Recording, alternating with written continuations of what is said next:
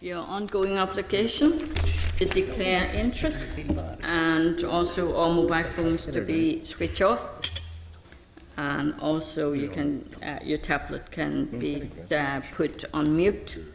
And I have to get my tablet back on. There are other issues. Okay, members, then apologies. No apologies have been received. We have almost a full house except Ian Milne.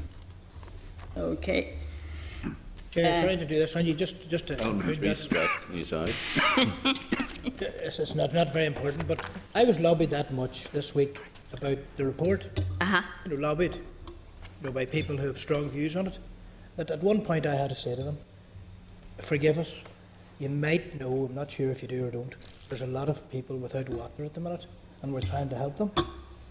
Some people become so obsessed with this issue, it's unbelievable. Like I said, are you aware there is a good number of people in this area at the minute who don't have water at the minute? They conceded that they did know, but wouldn't concede you the space to talk about them. Would want to take up 10 hours a day on this issue alone, every day. I just want you to give me some sympathy. That's all. But have you also been lobbying about water? Are you getting it both ways? We know all about it. Deluged. Okay, members. Right. Deluged. Okay, chairperson's business item 3, members. Why is this suddenly so loud? Sound system's been turned on. Okay. Just refer members to a tabled briefing paper from the clerk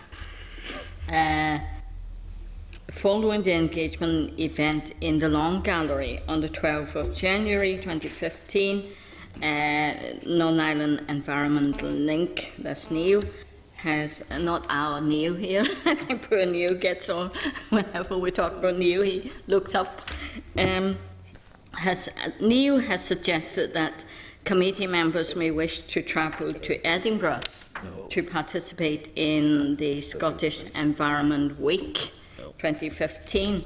I would like to propose that the Environment Committee should promote a similar event in Northern Ireland, possibly in June 2015.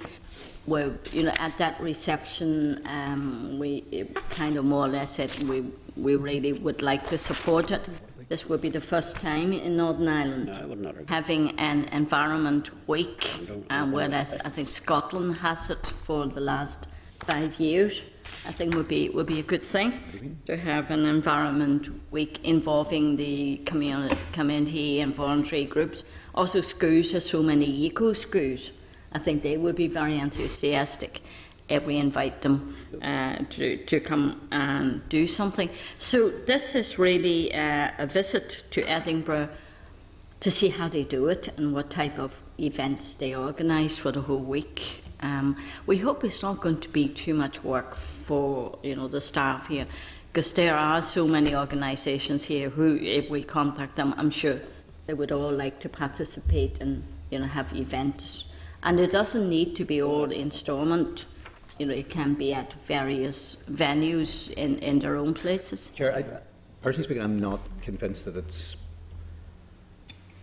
Sorry, but times it's sort of sufficient merit to send for the committee to be going across to be honest on it. However, I appreciate what you've said on it. I mean, would one possibility perhaps be if, as chair, you went across and the rest of us didn't? Well, it's. And we empowered you to speak for us all. Yeah. Well, I mean, it seems to be about soaking in, particularly what's happening and getting information back on what's happening. And we don't need a whole lot of us going across to do that on that side of things. There is a reception on the Wednesday night. Members, if you have a look... Chair, I have every confidence in you representing all our views at that. There's one on the Wednesday evening. That's the difficulty from 6 to 8.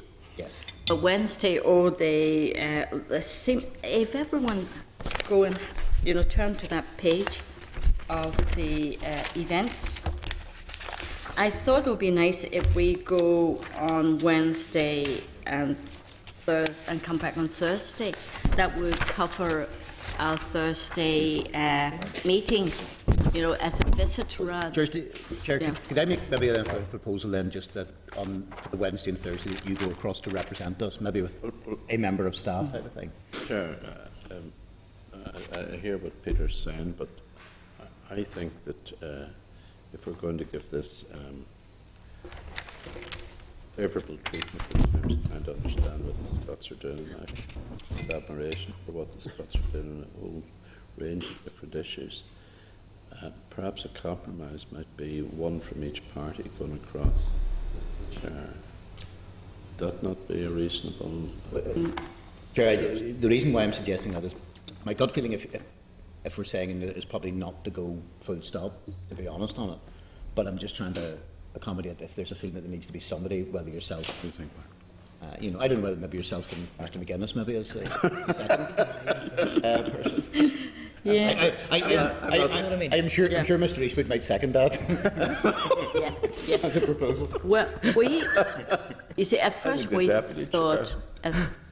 thought we would go on late on Wednesday afternoon, and then attend the evening reception, and then Thursday all day. We drop in to see different things, and then to have meetings with the staff or some members of the Scottish Parliament to see, the purpose of this, how it's been running, how they find it. Obviously, they must have found it useful to have it running for 5 years. So it's not just going to the stores, but we'll be meeting some members of Parliament. But then we realised really we have to go fairly early on the Wednesday because no later flight. So it is then we suggest that we're going to go early in the morning on Wednesday. So what's the schedule? The chair. We have it there, have we? Page 4 of the table. Page 4. Members, let's have a look. I mean, it's actually quite interesting. I thought about, urban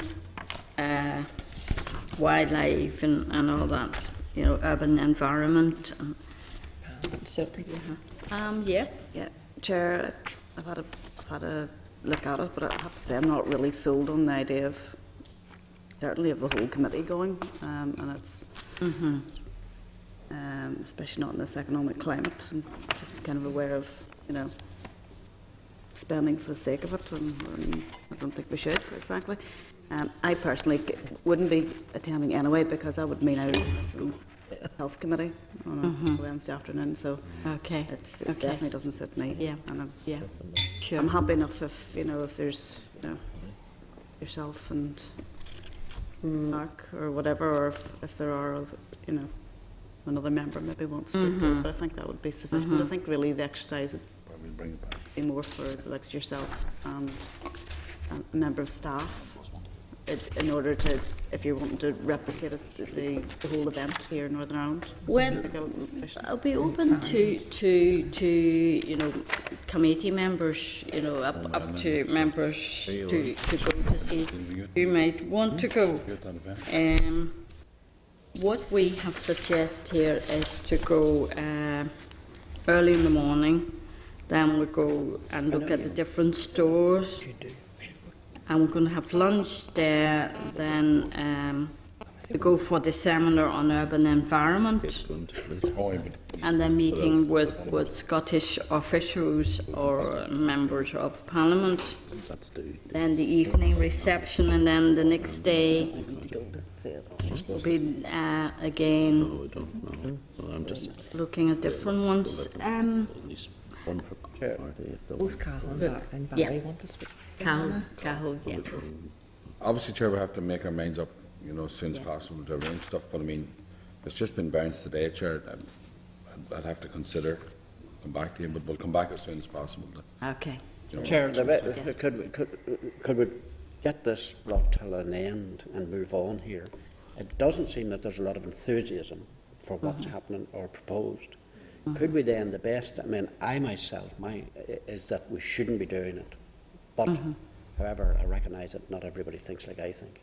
But could we leave it that and it's been suggested by my colleague, Chair, that you go, and if any other member of the party can maybe send one other, they can go away back and discuss it and give their name to Sheila. And I think, honestly, we should move on here. Fair enough. I've seen you about talking round and round. Here. Well, Barry, you Yep. want to come in? I think we apart from this engagement, I think we probably should be seeking an engagement with the Scottish Parliament on our Environment Committee priorities. You know, Yes. it's good practice to do that. And I think I would like similarly that we look at the Scottish Parliament and we look at the Oireachtas and we examine our committee priorities and how they align with work in Scotland and work in the South. That's what I think, you know, in the middle term, I think that's what the committee should be doing. You know, align till the 3 or 4 big subjects that we have been addressing or will be addressing. Yeah. Well, the purpose of this one is actually going to see how they run the Environment Week and have a taste of what it is like. I mean, That's grand, Chair. Yeah, I understand That's that. the suggestion made there. I'd be keen that the numbers weren't anyway big. It's normal practice, friends. I know we're say different position quite often. If you're talking about say a council, that they would quite often, if they're attending a conference, send 2 members plus an officer. You know, I think that's roughly speaking sort of ballpark we're looking at. I'm not going to stand in the way of somebody. No, obviously this is a suggestion up to members to see who would like to go. I know people all have committees to attend to. So, I think there's a separate invitation sent from the Scottish Parliament to all the members for the reception. Anyway, I think you all received that separate for the reception in the evening, have you? I got one. I recall. Yeah. No, All maybe right. they thought it was only Okay. appropriate the chair go. You just want to get out of it, Peter. Yeah, that's... Yeah. So rather than flogging this to death, we email round anybody who's interested. will Chair, come. I have other commitments that Wednesday, so I won't be going. Yeah, sure. So we might rework it and see. Just, I'm concerned the Thursday I have to be here to chair the Environment Committee. I don't want to, cancel 1 week. Or Chair, I mean, from that point of view, Chair, I don't think we should be cancelling any work in relation to this. Yes. If there's going to be, say, 2 or 3 members Yeah. going across, then I think the committee should still meet on the Thursday. Yeah. The rest Under could our trudge vice along chair, without Yeah. them. Well, I then, mean, we'll be thinking about you from a distance, but A quick meeting. well, thank you very much, Peter. we could cross that bridge in that regard. Well, I go and see foxes in urban areas and how they steal food and whatnot. Okay, members, we'll send around emails and you can come back and we need to know fairly soon for making travel arrangements and whatnot.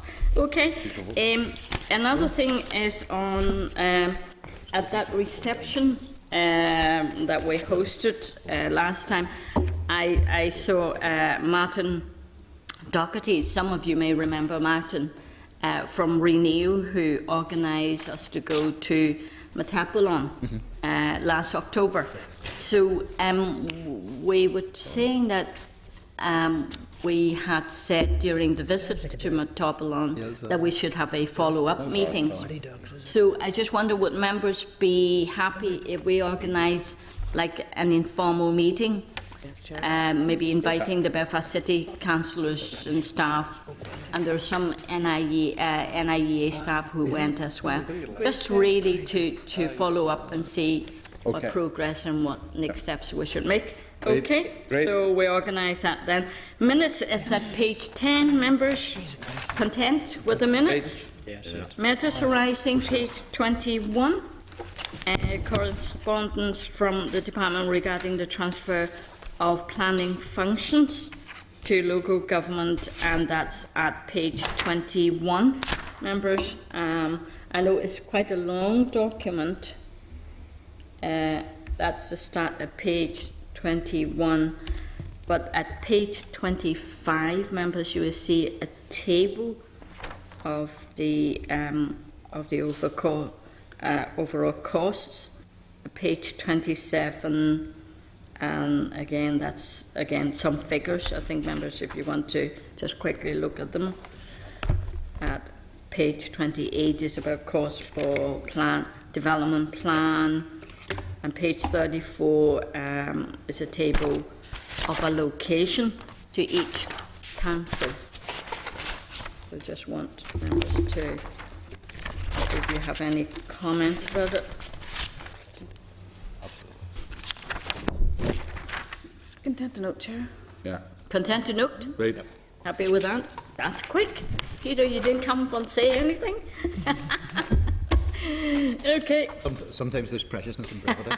Okay. Right here. Item 6, members, page 36. That's consultation on proposals to amend UK guidance notes regarding the definition of portable batteries. This consultation on changes to the guidance defining portable batteries will run from the 26th of January to the 22nd of February this year. Members, are you content that we ask for a synopsis of responses? Great. Yeah, thank you. Then the next one, item 7, the Road Traffic Amendment Bill. Oh, they are in the building somewhere, but I haven't been able to get them. We're going very fast. Yeah, we are. Do you want to move on just to one of Okay. the next items? If you move on to item 8, about retail ones. Yeah. Members, Ian and the others are not here yet. So if we moved on, members, to item 8, we could do an SL1 in the meantime. Not here yet? Okay. SL1, members, at page 77. Sorry about that, Anna. You're okay. At page 77, that's the waste fees and charges amendment regulations NI 2015. The purpose of the rule is to increase the fees and charges relating to certain waste activities in line with inflation. The statutory rule is subject to the negative resolution and is proposed to come into operation on the 23rd of February. Members, are you content for the department to proceed with making this rule? Content. Content? Okay. Next item, another SL1 at page 84, members. That's the food waste regulations NI 2015. The purpose of this rule is to prevent food waste going to landfill by encouraging the source segregation and separate collection of food waste and subsequent banning of separately collected food waste from landfill. The rule is subject to the negative resolution and is proposed to come into operation in March 2015. And about time, I think we should encourage that. So, members, are you content for the department to proceed with making the rule? Right. Okay, you don't want to schedule a briefing, just happy with that? I think it's something we really should support. Okay. Happy? Yeah. Yep. Okay, Sandra? Content. All right. Next item is an SR, members, at page 90. That's the smoke control areas exempted fireplaces.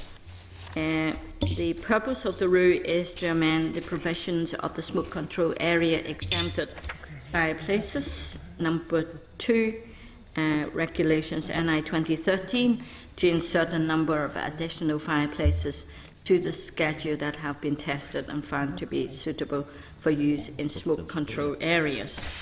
I'm really surprised we're seeing so many of those exemptions. How many different types of fireplaces are they kind of manufacturing now? Must be lots. I recall seeing so many of those exemptions just in the last year. Right? Okay. Well, good to know. Exciting. Good to know, Sonny. We should encourage as well. The committee. Born an issue, Chair. Yeah. Born an issue. Yeah. Born an issue, Yeah. Oh, I know. The committee considered SA1 at our meeting on the 27th of November 2014 when we were content for the department to proceed with making the rule. The rule is subject to negative resolution and came into operation on 31st December 2014. So, members, I'll put the question to you that the Committee for the Environment has considered SR 2014/294, the smoke control areas, exempted fireplaces, Amendment number 2 regulations NI 2014, and has no objection to the rule. Are members agreed? Great. Great, Right, thank you. Is this the nitrates one? Sorry. No, it's You haven't got there yet? No. fireplace. Too far. Okay. Yeah, that's We're fine. still in the Okay. fireplace. No. So the next one is a nitrates one. Okay. Members, that's the next one is another SR on the Nitrate Action Programme regulations, and that's at page 121. Members, the purpose of the rule is to set out an action programme for the period 1st of January 2015 to 31st December 2018. That's a 3-year one. Under Council Directive of 12 December 1991 concerning the protection of waters against pollution caused by nitrates from agricultural sources. We considered the SL1 at our meeting on the 4th of December 2014, when members were content to proceed with making the rule. The rule is subject to negative resolution and came into operation on 1st of January 2015. Have you any comments to make? I mean, I didn't understand what it was about, and I wondered, is it an extension of what was there before, or are there changes to regulations for farmers, or, you know, Not sure, but I think we did look at the SL1 in quite a bit of detail. did we? I Yes, think we did. yes, we did. I mean, obviously, there's always action program on this. I don't think this is new, Okay. That's fine. and it's EU directive. You kind of really have to follow suit. To Yes, of action course to we do, yeah. Yeah. Do you want to ask for the staff to come and talk to us before we say yes? That's okay. If you want to. I just want to understand more what it was, if it's standard, or if it's over and above what's needed, or if it's just straightforward, then that's fine. Well, if that's a query, I don't think there's mad rush for us to It's ready in pass it. operation. Yeah. Yeah, Chair, I would support that. Let's have Yeah. an update. Ask them to come and talk to us. Yep. Yeah, okay. Yeah.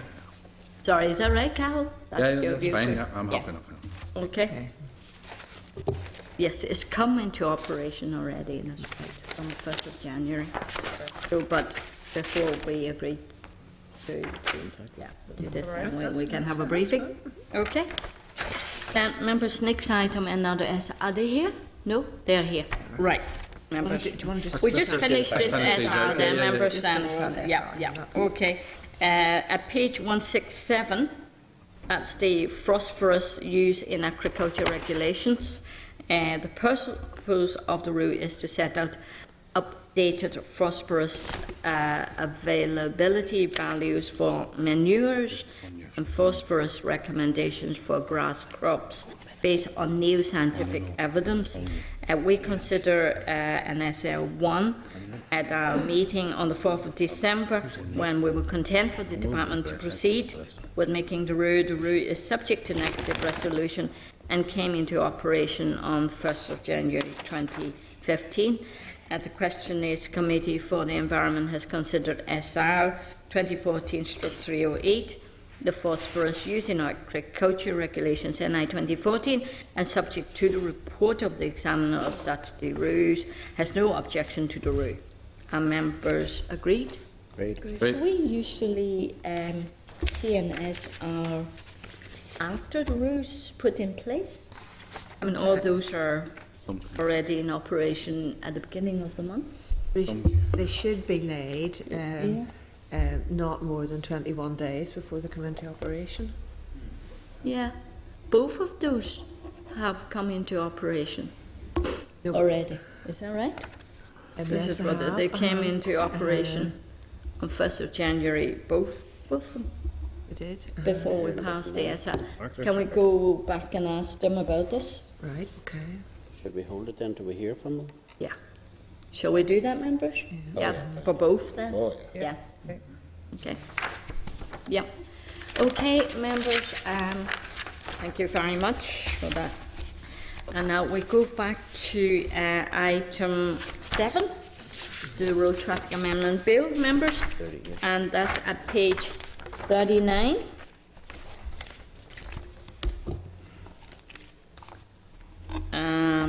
So the close by close table is at page 46, sorry. Okay. So, 39, the one you sent to us before, is that right here? Is it the same one? Yeah, yeah. It's not the same one, it's just like it. Oh, okay. As if it was not the same one she asked. All right, oh yes, that. Okay, a formal response from the department has also been tabled, members there. Just to remind members, the committee agreed last week to ask the department to consider amending clause 3 to remove the statutory option and amend clause 16 to remove lowering of the minimum age for a professional licence to 16.5 years. Also to amend clause 17 to reduce the minimum period for holding a professional licence to 6 rather than 12 months. The Minister has agreed to these amendments, and the officials are here to provide us more details. If I can, Ian, I can now welcome the usual members of the team, Ian, Donald and Nicola. So if you want to brief us on this. Of course. Thank you, Chair. Thank you, Committee. Yes, following last Thursday's session, we spoke to Minister on Monday about the 3 areas the committee had asked the Minister to consider. The one area I suppose we had most discussion with him about was clause 17 and the reduction of the minimum mandatory learning period from 12 months to 6 months. I think we are broadly content, and Minister is broadly content, that we can achieve much of the road safety benefit of the minimum mandatory learning period in that reduced period, and that will be reflected in the syllabus and logbook. And as Peter indicated last week, it should enable a much more restricted exemption regime around the shorter period than around the 12 months. So Minister is broadly content, and obviously in consideration stage, subject to executive clearance, can explain that more fully to the House. Okay. But if you're content, I'll ask Donald, you'd asked us to step through the 3 substantive amendments and indeed a small number of technical amendments. So I'll ask Donald to take you through those if you're content. Okay. Yeah, Donald. Yeah. Yes, as Ian has said, there's basically 2 groups of amendments. There's the substantive policy amendments and a small number of technical amendments. In terms of the policy amendments, there's 3 of those, all of which are being sort of brought forward by the department at the request of committee. So in terms of the statutory option, clause 3 of the bill as it stands, that applies the statutory option to the new lower limits. So now that we're removing the statutory option, clause 3 will go completely from the bill, and we'll bring a new clause in simply to remove the statutory option from the statute books. So that's basically what will happen. It's fairly straightforward. The second one then is an amendment to retain the minimum age for a provisional licence at 17 rather than reducing to 16, and that simply entails removing clause 16 of the bill, so it leaves things as they are. Okay. And then the third amendment is reducing the minimum period for holding a provisional licence to 6 months rather than 12 months. That involves redrafting clause 17 to substitute 6-month period for 12, and there's some consequential changes in Schedule 1 simply to follow on from that. So the precise wording of those will be down to OLC, but it's we do anticipate no difficulty, and it'll be very straightforward amendments. The other group then, the technical amendments, we've discussed those with committee over the last 2 sessions. One of those is a minor numbering amendment in clause 18. It simply entails a clause that's currently numbered 13A and 13B. So it's again, it's a straightforward change. And then the only other technical changes are being made really on response to the examiner's request, examiner statutory rules, and that's really providing where any subordinate legislation is subject to draft affirmative procedure rather than affirmative procedure. Again, it's a technical change, and it seems to be consistently requested by the examiner. So, seems to be the case now. Really, all wanting we're going for draft affirmative. That's right. Resolution rather than affirmative. Right. It doesn't really. It doesn't change the fundamentals where there's provision for the debate in the assembly. So it doesn't alter assembly control. It's basically more procedural for us as civil servants, how much of the process we go through before the debate. So. Okay. Members content with it? Any questions for the official? Campbell. Thanks, Sharon. Thanks for the clarification. Just in relation to, just trying to go back now to think of what the youth groups and all were saying about the original proposal. I mean, clearly there's no consultation period because we've changed now. That's fair. Can you just clarify exactly what they were saying?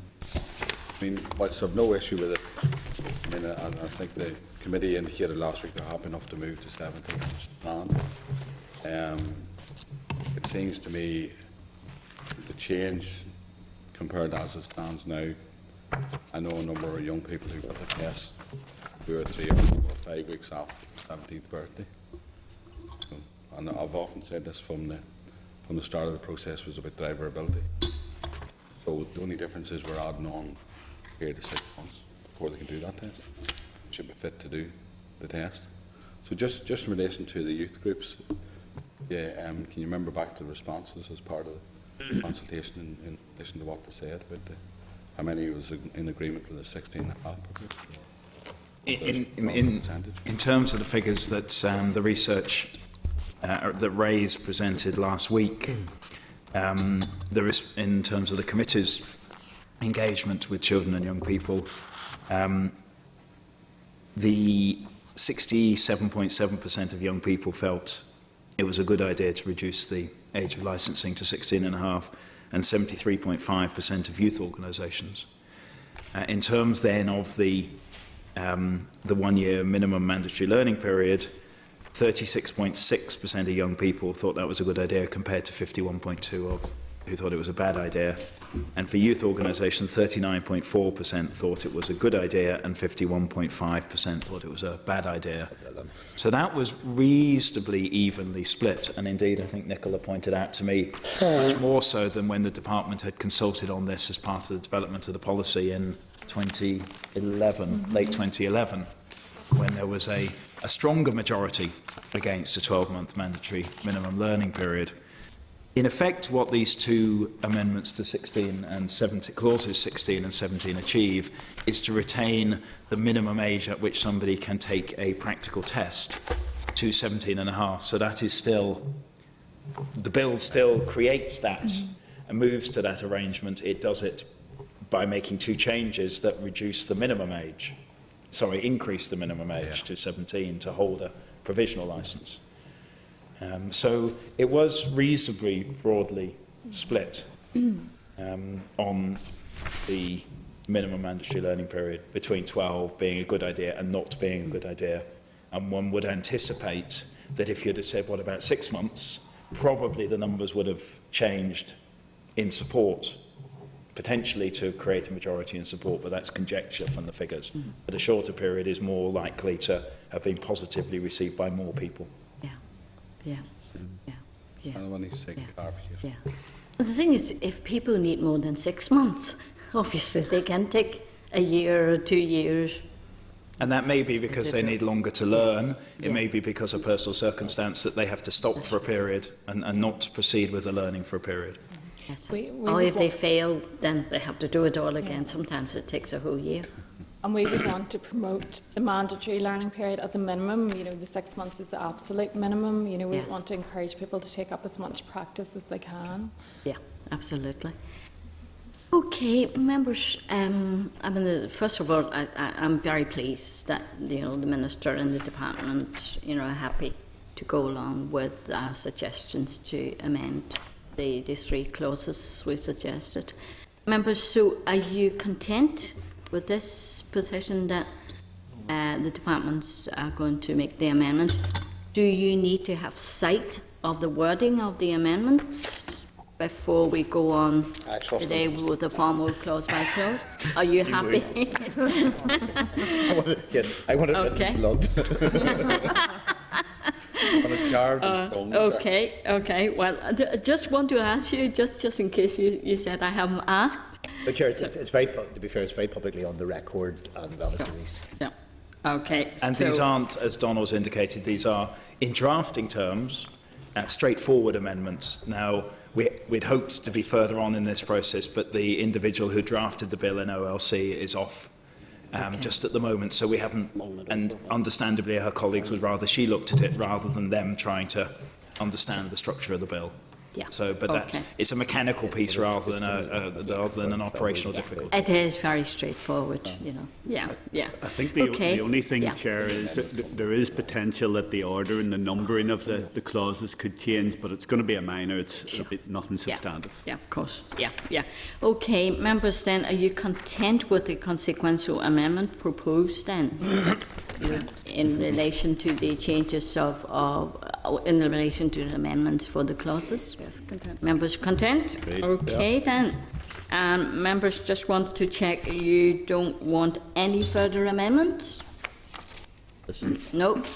Not to Okay, then, well, members, then, are you content then? Okay. Sorry?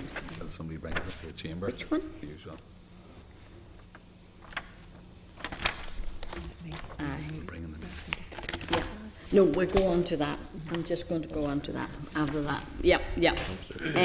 So, members, you have indicated you're all content with all the proposed amendments, including clause 3. So we now then can proceed to the formal clause-by-clause consideration of the bill. Okay. Just to remind members that the formal clause-by-clause consideration is your last opportunity to discuss the clauses of the bill, and any decisions will be final. Okay, members, if I go on now, just read out one by one clauses 1 and 2. Members, we have previously indicated that we were broadly content with these clauses. So, members, is committee content with clauses 1 and 2 as drafted? Okay, content. Then clause 3, that's the prescribed limit. The department proposes a small technical amendment to clause 3 to comply with the examiner's recommendation that the regulation making power shall be subject to draft affirmative resolution rather than affirmative resolution as presently drafted.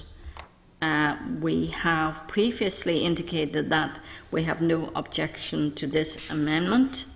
Members have also asked the department to bring forward an amendment to remove the statutory option as discussed earlier in this meeting.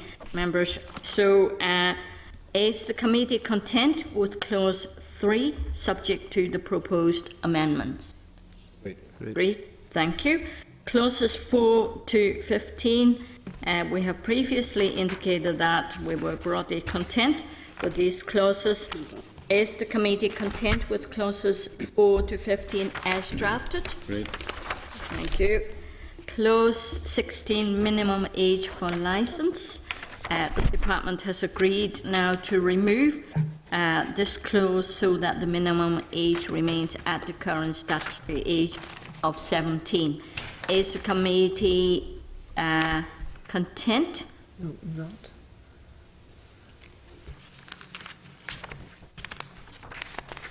Okay, sorry, just grammatically. Yeah, so just want to check if the committee is not content with clause 16 as drafted.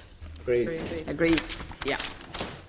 Then clause 17, provisional license to be held for minimum period in certain cases, and the department has agreed to bring forward an amendment to reduce the minimum required period of learning to 6 months.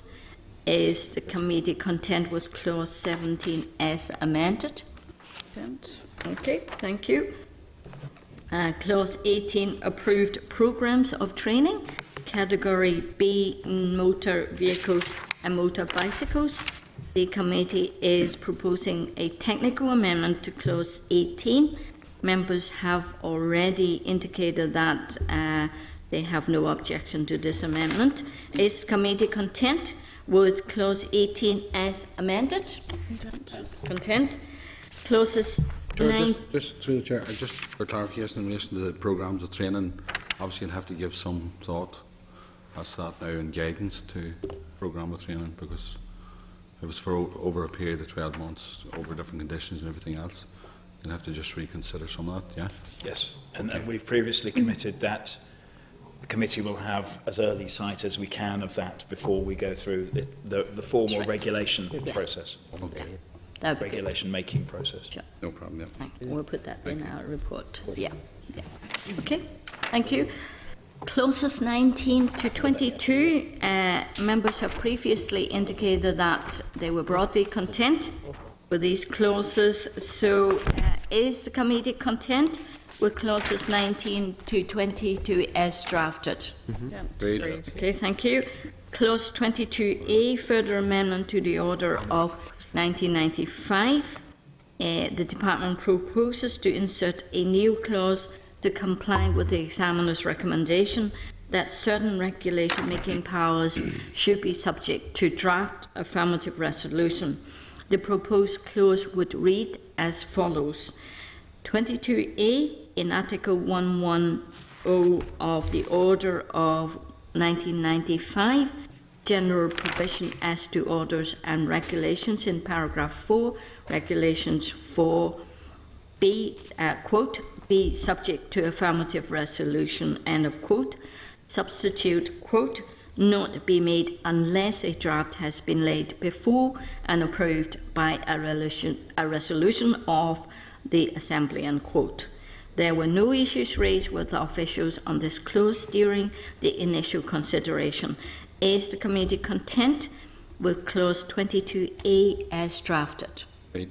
Great, thank you. Clause 23, supplementary, incidental and consequential, etc. provision. Although no issues were previously raised with officials on this clause, the department now proposes to bring forward a consequential amendment as discussed earlier in our meeting. Members, is the committee content with clause 23 as amended? Agree? Okay, clauses 24 and 27, we previously indicated that we were broadly content with these clauses. Is committee content with clauses 24 to 27 as drafted? Great. Thank you. Schedule 1, is committee content with Schedule 1 as drafted? Great. Thank you. Schedule 2, the department is proposing a consequential amendment for Part 2 of this schedule. Members, is the committee content with Schedule 2, subject to the proposed amendment? Great. Agreed. Thank you. So this concludes formal clause-by-clause consideration of the Road Traffic Amendment Bill. Thank you very much to Ian, Donald and Nicola for working through this with us. But and a draft report of the committee stage will be produced for members' consideration as soon as possible. But before you go, Pam Cameron, Deputy Chair of the committee has brought to my attention. Sorry, could I just say, Chair, on the bill before you go on to Okay. the other matter, the Department has found it a pleasure to work with the committee on this bill. We may have our differences on other matters, but we've been very happy at the engagement and the seriousness with which the committee has taken what we in the Department feel is an important bill to save lives on our roads. And particularly thanks to the committee for advancing its schedule beyond that which had been agreed by the Assembly of end of March for the report. And the Minister would seek to move forward through the executive process to agree amendments at the consideration stage sooner rather than later. Okay, good. Right. Pam, do you want? Yes. Yeah. You want to say this, Pam? Yes, Chair, yes, please. Yes, I wondered, just while you were here today, I thought it would be useful to raise with you, I'm sure you're aware, the issue of the cost to Northern Ireland licence holders, and in particular learners, provisional drivers, can't apply online for licences. In fact, I think any licences can be applied for online here in Northern Ireland, is that right? Correct. Yeah. Driving licences. Driver licence, yes. And well, it's obviously been raised in the press and that the cost is £62.50 for a provisional licence here in Northern Ireland, where in the rest of GB the licence can be bought online for £34.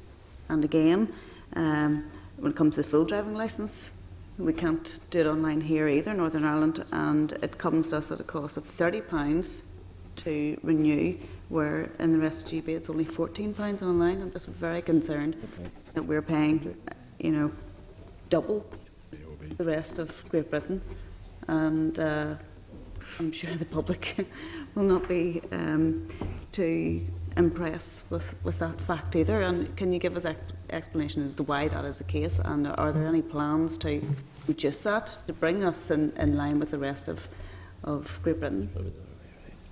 Thank you to the Deputy Chair for raising that point. In essence, we are more expensive because there aren't the same economies of scale. Each licence fee account is required to recover its costs, taking 1 year with another, subject to any policy decisions the Department makes to part fund any fee account, whether that be for goods vehicle operator licences, driving licences, vehicle tests, whatever it may be. And there are smaller economies of scale here. We have mitigated that to a certain extent, for instance, by the printing of the licences, which is a complex process because of all the security features. That we have taken a decision, an economic appraisal to outsource, has been outsourced to DVLA in Swansea for a few years now. In terms of getting at those costs and seeking to reduce them, DVA's driver licensing system is fairly old now, and there are active plans being progressed to replace that system starting in the spring of 2016. That will include significant enhancements to online facilities.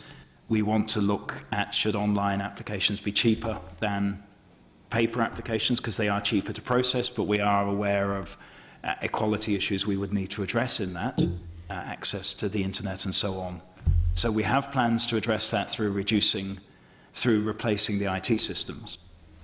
We continue to look at ways to mitigate the cost. There are some tricky issues in there, such as medical costs are generally borne by the Department for driving licence applicants, and medical applicants generally then also get their licence for free. It's not just the medical process that's free or paid for by the Department, but the Department also covers the cost of the licence. Now, we recognise, again, that's a difficult issue, but it is one within an overall fees review we're taking forward in light of the budget position. We are addressing issues like this, because at the moment, around half of driving licences issued by the Department are issued free, issued at the Department's cost. And that, of course, has ramifications onto those people who pay for their licence. And that's an area we want to examine and are examining, and going to the Minister on all of the DVA costs, not just driver licensing, because I think it is important to state that our vehicle test costs are lower than in Britain, and have been for a number of years, and are significantly lower. So some are higher, some of our fees are higher, some are lower. We're looking at all of the fees. We're looking at some fairly difficult issues, for instance, around the medical licence costs. And we're also doing system replacement to start to reduce our costs further. I appreciate what you're saying, but I know we've been certainly particularly concerned through this bill that we're not unduly raising the cost of learning to drive for young people. And this is an example of, it seems to me to be an unfair burden on young people today to be paying £62.50 for a provisional licence. It doesn't seem very fair. I would like to see that come down. I mean, I was aware that it was that expensive, but I wasn't aware as to how much less expensive it was in the rest of GB. That's what surprised me. And Britain has reduced its costs fairly recently through use of greater online facilities and so on. The challenge we have is we have to invest to do those changes before we and applicants can benefit from them. Do you have any estimation of how long it could be before we would be in that position where we would have the technology in place and could process these online? The target date for introducing the first phase of the new driver licensing system is spring 2016, and it is being progressed within some of the civil services, what's called 16 by 16, the digital engagement programme. So it has a very high profile, not just in the department, but across the civil service. Well, that's not too far away. That's just over a year. Yeah. Would you foresee the cost then dropping to match the rest of Britain? We would need, I can't commit, I will stick my neck out and say I would see the cost dropping because processing costs would drop. And as we're required to cover our costs, we shouldn't be making a surplus on that fee account. So as costs drop, we would see fees dropping. I can't commit to whether they will match Britain. There will still be the challenge of lower economies of scale here. And we don't know whether Britain's licence fees may go up or down as well. So I can't commit to a matching.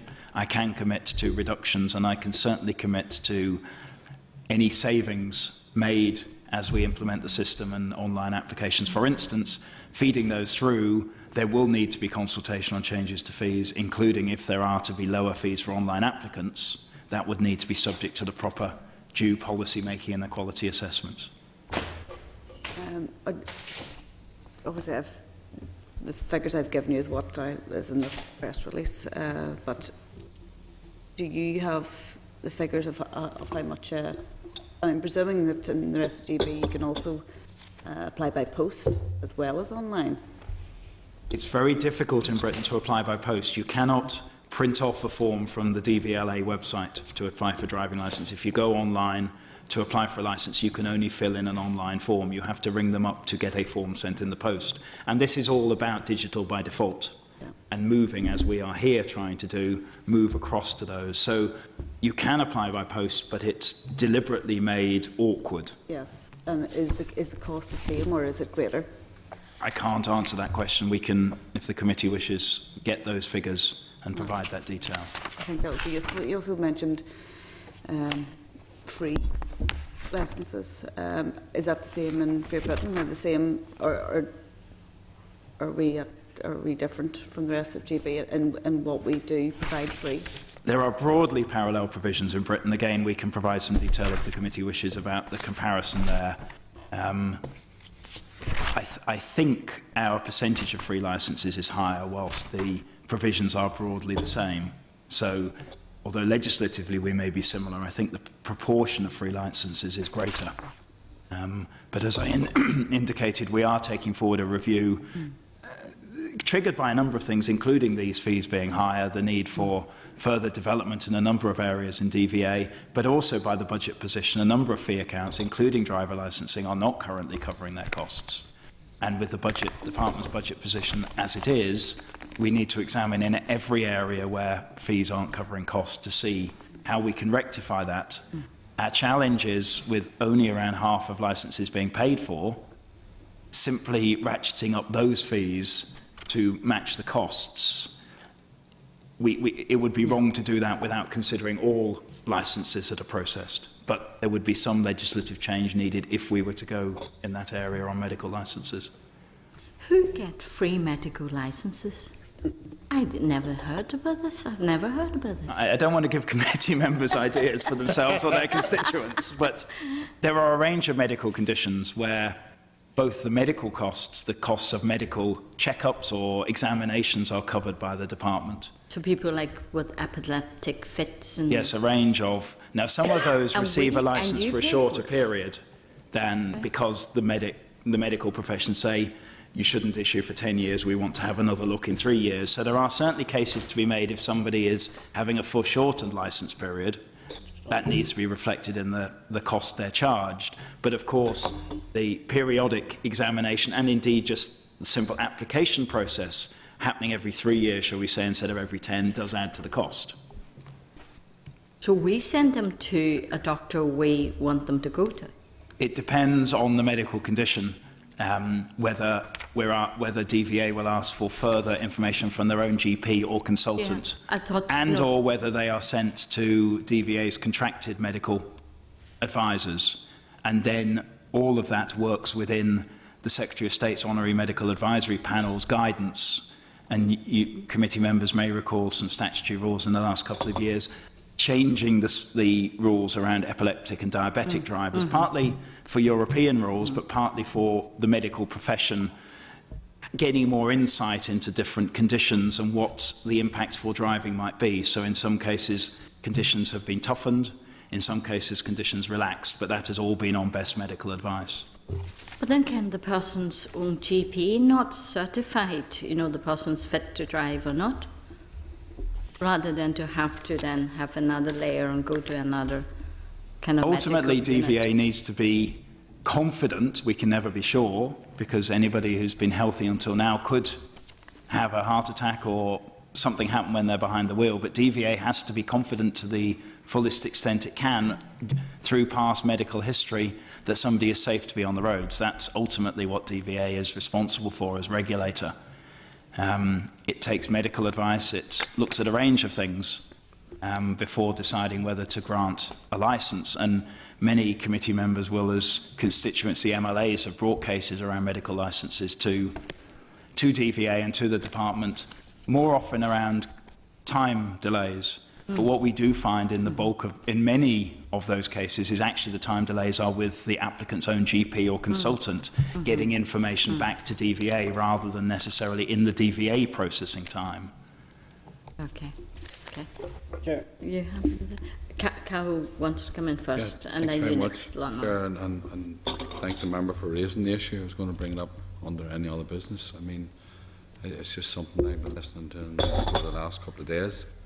I assume we should have foreseen this anyway in the transfer from Coleraine to Swansea, and why wasn't that whole process picked up? Because I've certainly had other issues in terms of logbooks as well, in terms of tax books, with people trying to access things. But we are where we are with it in relation to that. I'm concerned about the cost, but just a couple of points. I mean, firstly, can you give us a breakdown of exactly what the actual cost to the production of the licences? I know you mentioned a number of things there. Can we get that in detail? Because clearly there's other issues over here in just getting an ordinary production of a licence.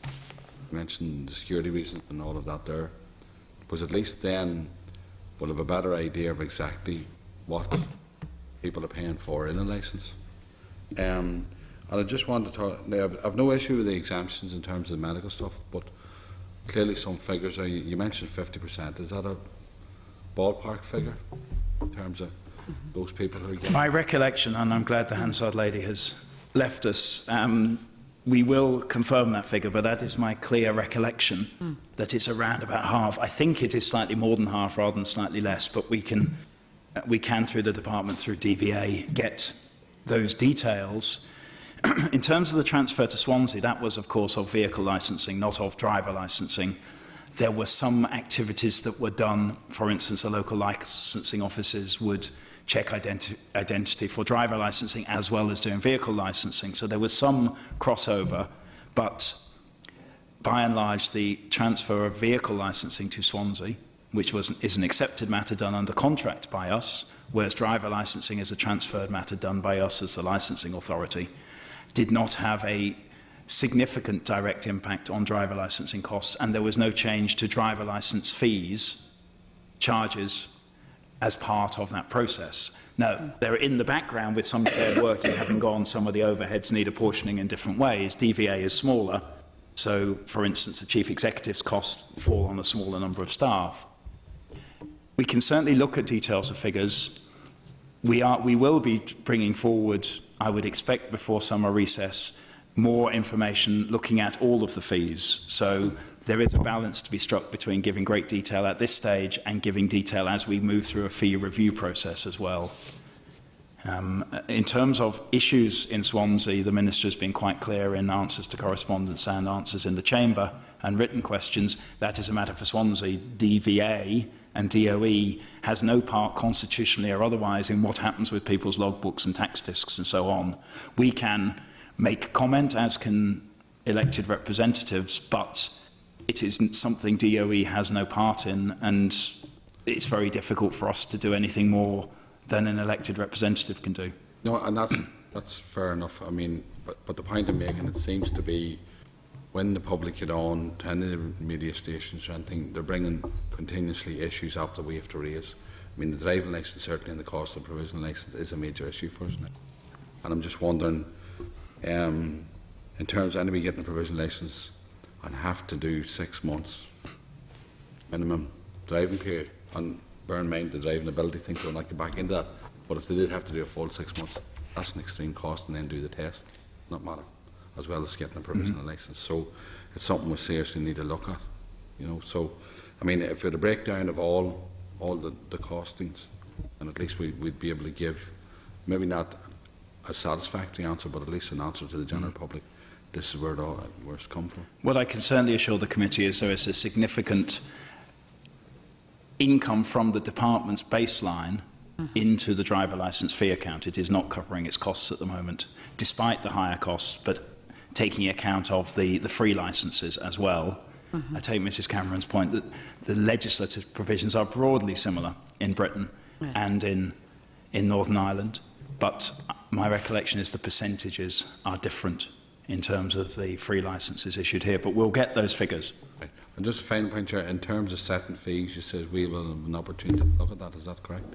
Well, we need to look at a range of fees. There's a range of fees that are not fully covering costs. Of course, the department is actively looking at cost management on an ongoing basis. We need to look at those fees because members are very aware of the strain on the department's budget. The department gained no extra funding from the final budget agreed by the executive last week compared to the draft budget. A number of departments gained, DOE didn't. There is challenge. There is one has to believe there is opportunity as well in that challenge to look at doing things differently, but we have to look at all of these fee accounts that are not fully covering their costs. I will emphasise again, vehicle test costs are significantly lower here than in Britain. So we run a very effective vehicle testing system by civil servants doing it compared to the garage model in Britain. But some fees are higher, some are lower. The department is taking forward a review of all vehicle driver operator fees. They will be subject to any changes in fees, subject to a fees order process, subject to a consultation and legislative process in which the committee has a key part to play.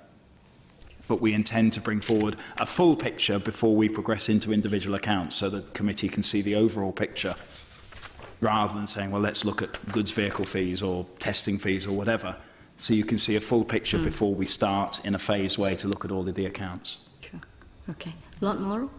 Chair, a couple of questions just from what Ian has said there. You talked there about that you are limited in what you can do by way of what goes on the licence.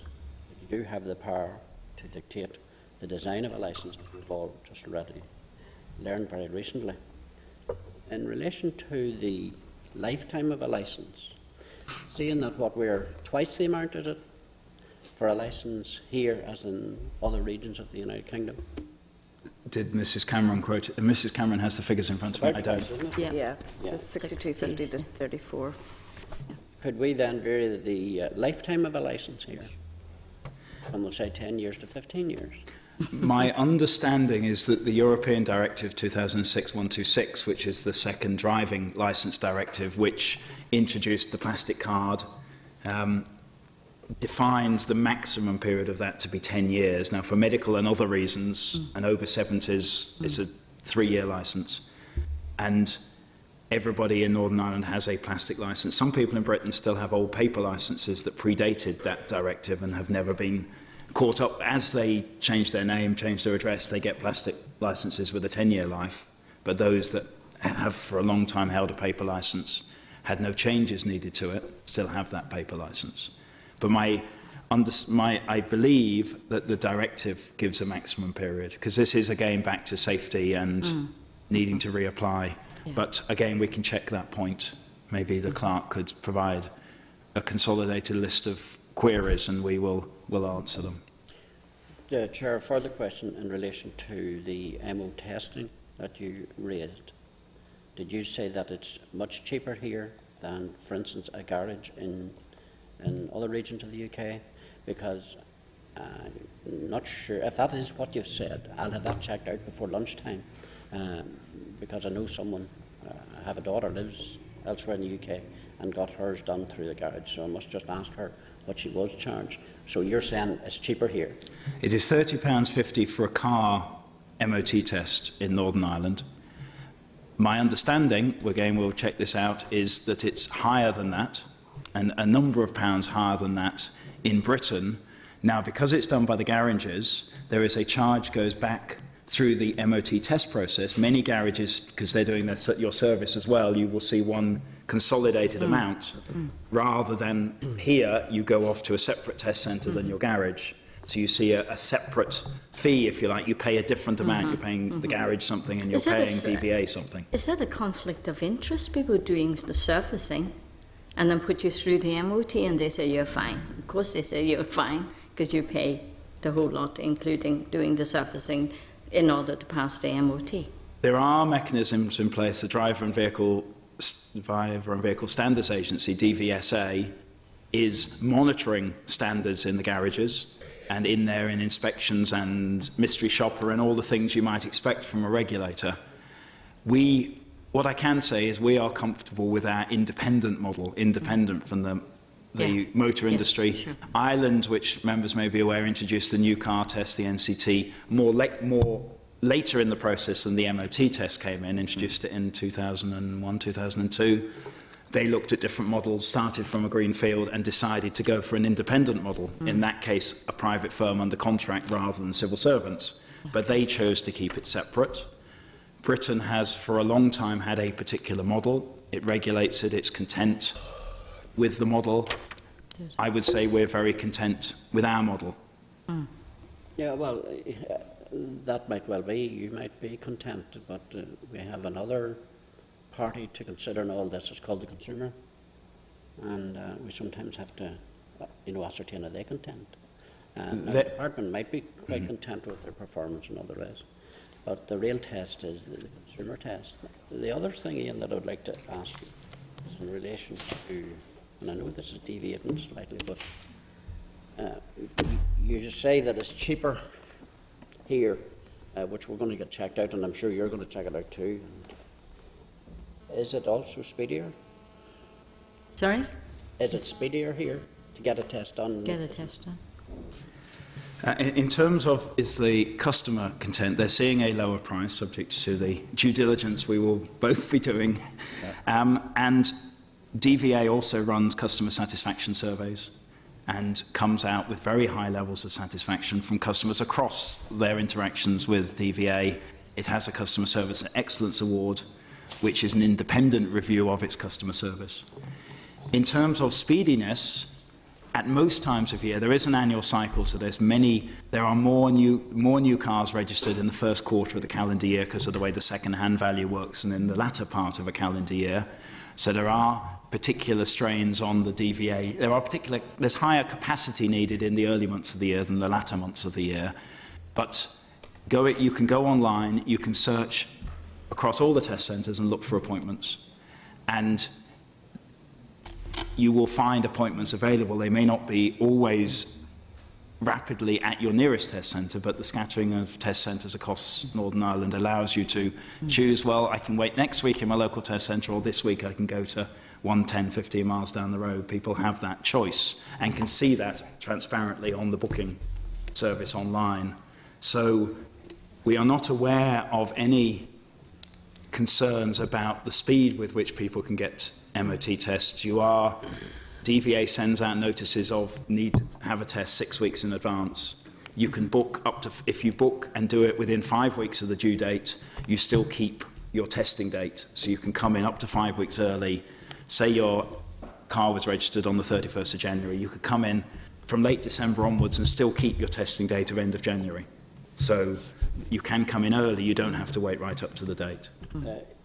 Chair, and finally, some of us come from a part of the province that we've come through a very unpleasant experience recently where we have had a sort of a work to rule, and with the result that water supply has been severely disrupted, causing great hardship.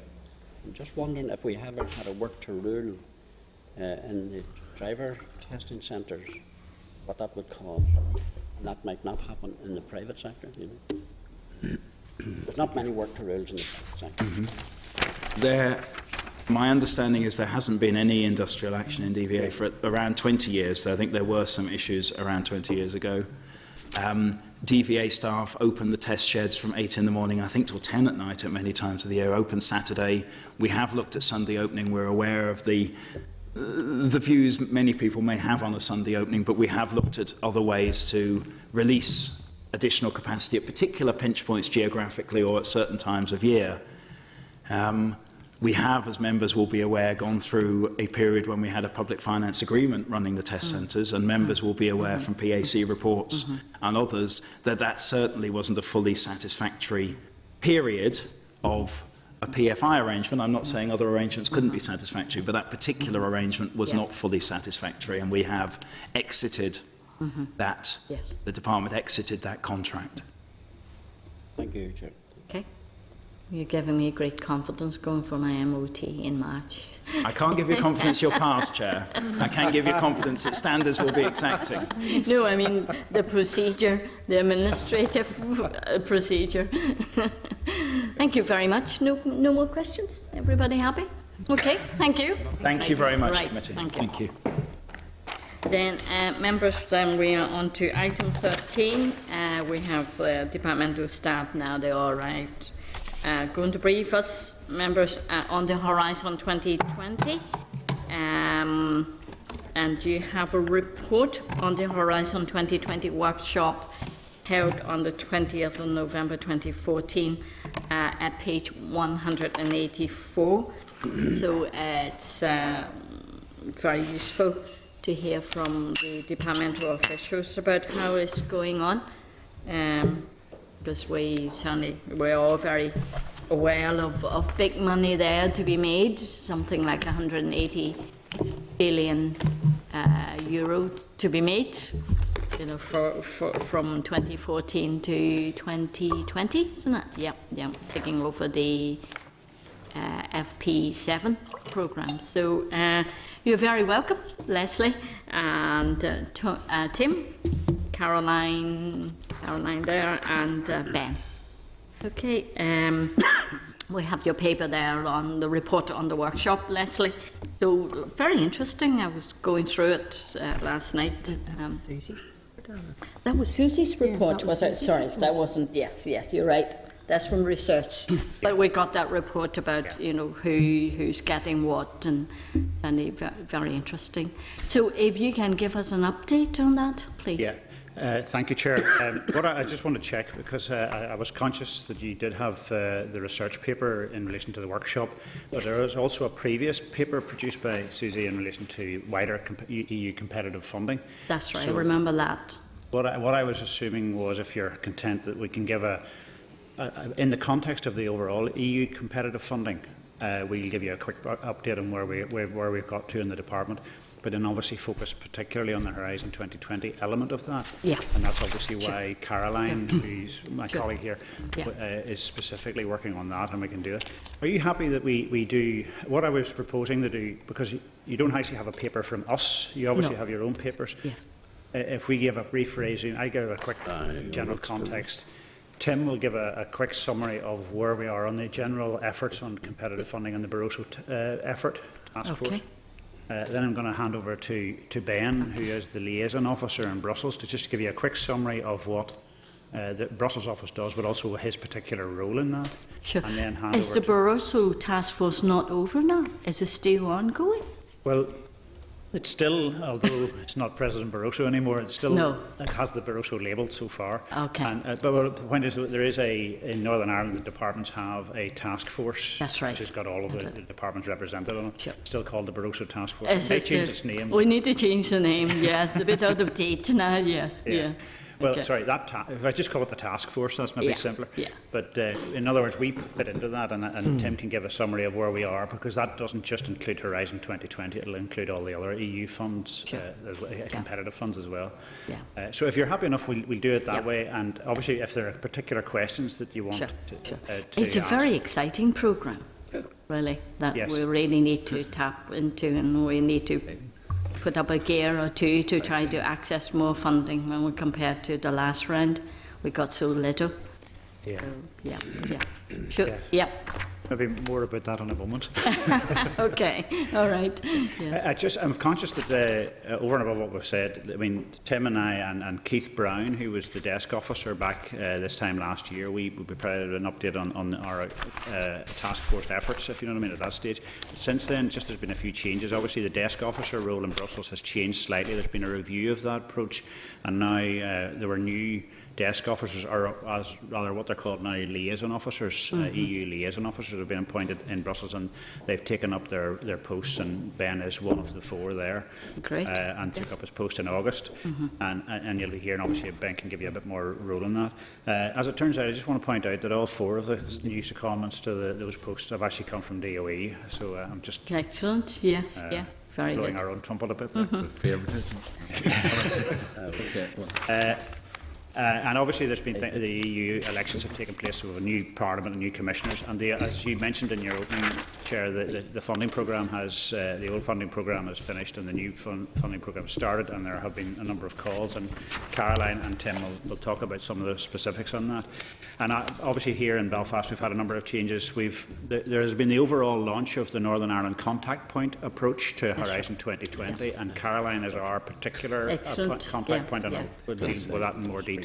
That's with Dale as well as Steady, isn't it right? The contact point all work together with the universities as That's well. right. It's a series of contact points, principally set up through DEFI actually and InvestNI, but some of the posts are funded specifically by other departments. We have decided to appoint Caroline as a contact point specifically for one element of the Horizon 2020, which deals with environment and climate actions.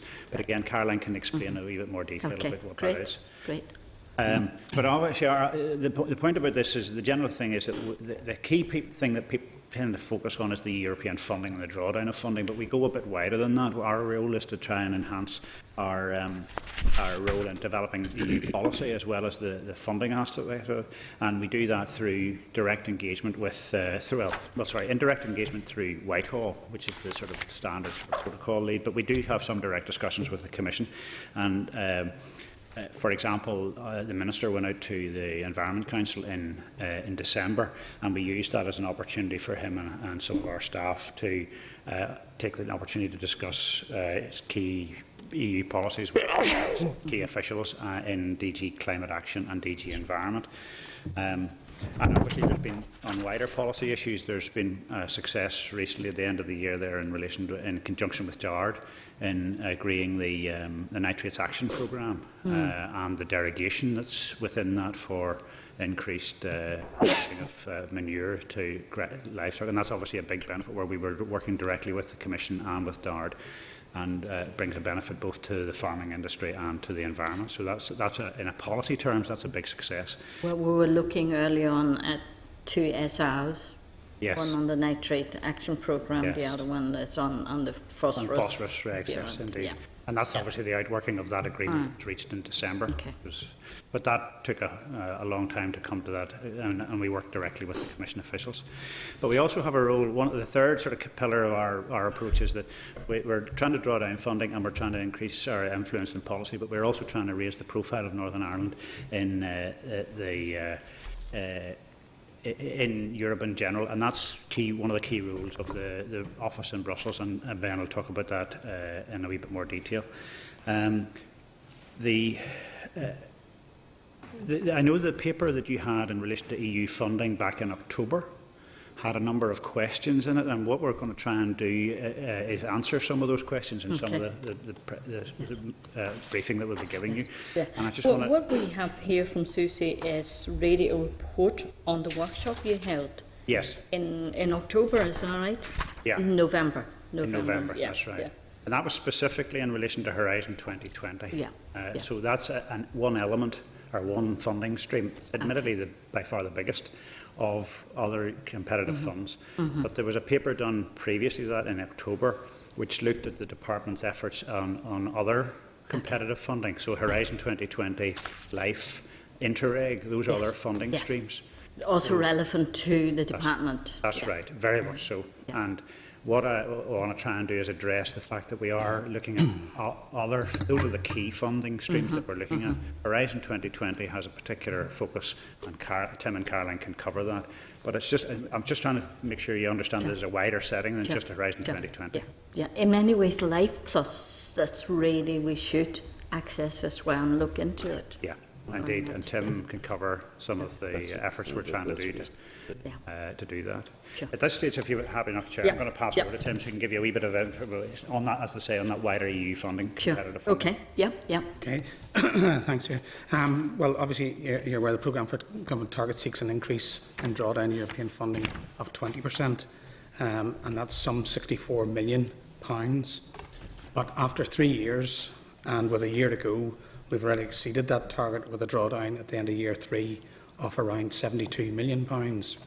And that covers principally the previous funding programme. Now, DEDI has set a target drawdown for Horizon 2020 of €145 million, which is about £115 million, and that's an increase of about 65% on the €89 million that we drew down under Framework Programme 7, the predecessor to that. Then we sat up with a very low base team. Exactly, yes, it was a very low base to start from. Now, in relation to what we do in the Barroso team, I have a small unit of 4 staff responsible for helping coordinate our work across the 3 elements: the drawdown of funding, the policy interventions, and the promoting Northern Ireland in Europe. And the sort of things that they do are develop and maintain a network of contacts, around about 300 at the minute. We circulate a range of targeted information. We engage with a wide range of stakeholders, and we provide direction and assist in development of project proposals for submission for EU funding. And we provide letters of support as required and a small amount of match funding. And that would be the general approach. Recognising that networking is absolutely critical to enable us to draw down, identify, develop and submit proposals and draw down the money. So our network of contacts is basically built up from just those that we were engaged with previously on normal policy and regulatory work, and it's expanded through proactively going out to councils, to businesses, to research areas, and through further direct engagement at workshops, seminars and conferences, and through contact on our website. And then we also have linked into other networks, for example, the Northern Ireland European Regional Forum, and the Invest NI networks to try and get into the small business area, and through working with Intertrade Ireland on a cross-border basis. And then, of course, we can link into the wider European networks through the work that Ben does as the liaison officer in Brussels. And then, as a result, over the last funding period up to last year, and with DOE support, we have been involved in 8 successful projects, principally through Interreg 4B and FP7 funding programmes. And with our support, and including a match funding element of around about 550,000, those 8 projects have a total value of €23 million, with almost 5 million or €5 million or £4 million being drawn down directly into Northern Ireland. So our progress on EU engagement... Sorry, that's just for last year, is that right, Tim? No, that's for the last funding programme, and basically the last 3 years. Okay. So our progress on European engagement, including the drawdown figures, is reported quarterly to OFMDFM as part of the Barroso Task Force. And we also seek feedback from our contact network and online and from those attending events. So we've previously reviewed and continue to review all the European funding streams to try and identify those of relevance to DOE and the wider environment thematic group. And in doing so, we seek to identify those funding streams which both align with our departmental priorities and also those which give us the greatest chance of success, because we're in a very competitive environment. And we recognise the tremendous success that the South has had in drawing down European funds, so we engage very closely with them to exploit the mutual benefits of being two member states with similar environmental issues and potential projects. So overall then, having looked at the funding streams, as Wesley's mentioned, the three main funding streams that we are intended to focus on are Horizon 2020, the new Interreg 5, B and C elements, and LIFE, including the integrated projects. And although not part of the competitive programme, we've been working closely with NIEA, colleagues in the South and in Scotland to develop our proposed €72 million Interreg 5A bid under the environment pillar. Now that sits outside the competitive funding streams, but there is potentially an opportunity to tie in to other funding streams with elements that might fall out of that we can take up perhaps on the research side through Horizon 2020 or extending some of the work through LIFE programmes. So we're looking at that as part of our ongoing work. And then in relation to the LIFE standard projects, we're working with the NIA in Scotland on two potential projects worth about €6 million and a potential project, a 10 million integrated project on LIFE integrated on peatlands. So there's continuing work within NIA and ourselves, but also we're going out to local NGOs to explore opportunities for NGOs to work with us to draw down European funding that help meet our environmental priorities and also provides a funding resource for them in the current climate. And that's a brief overview of what we do. Yeah. I have heard from the environment sector that they are concerned with one new rule, that if they engage into a project, if they don't come up with at least 65% of whatever of the target, if they don't reach 65% of the target, money has to be returned. If they don't achieve 65% of the outputs. Of the outputs, so you need to be very careful when developing your project that the outputs that you're saying or claiming that you're going to achieve will be those that you can achieve. And that's why it's important to work together to come up with robust project outputs. Yes. The concern, because it's a large amount of money, you apply for, if then suddenly they are asked to have to cough up at the end of the programme, the whole whole lot of the money, that may be just very difficult for them. It's about establishing the right indicators of success and the measurements of those indicators and how it would be recorded against your outputs. But I think that's, Chair, that's the point that's as Tim's saying, developing the project is absolutely critical to make sure. I mean, setting those indicators is critical. So to success, and that's why there's an enormous amount of effort needs to go in the project development and in getting the right partners, and that all the partners are fully bought into exactly what they're trying to achieve at the end of the project. But that's that has to be set from the very beginning and make sure that buy-in is there. And there's a particular issue with the environment because there's an awful lot of factors that can contribute to success or otherwise. Yeah. And also sometimes difficulty with match funding as well with them. So I understand. And that's a separate. That's a separate thing. Yes. Chair, if you don't mind, I'm going to just ask Ben just to give you a quick resume of what he's only been in post, as I said earlier, from August last year, but has obviously established himself in some of the areas, and he's going to give a quick resume of what he's doing. Well done. Okay. Hello. I'm going to talk to you today about what I'm doing, which is basically covering three objectives that Tim set out earlier. Firstly, in terms of policy, I liaise on a regular basis with the UK representation, the Irish representation, Scotland and Wales, to sort of gain early intelligence about the work that they're doing, to look at the priorities that we've set back here in Belfast and Northern Ireland, and to ensure that there's understanding and good intelligence about what's going on. And so I feed that back here to Northern Ireland on a regular basis.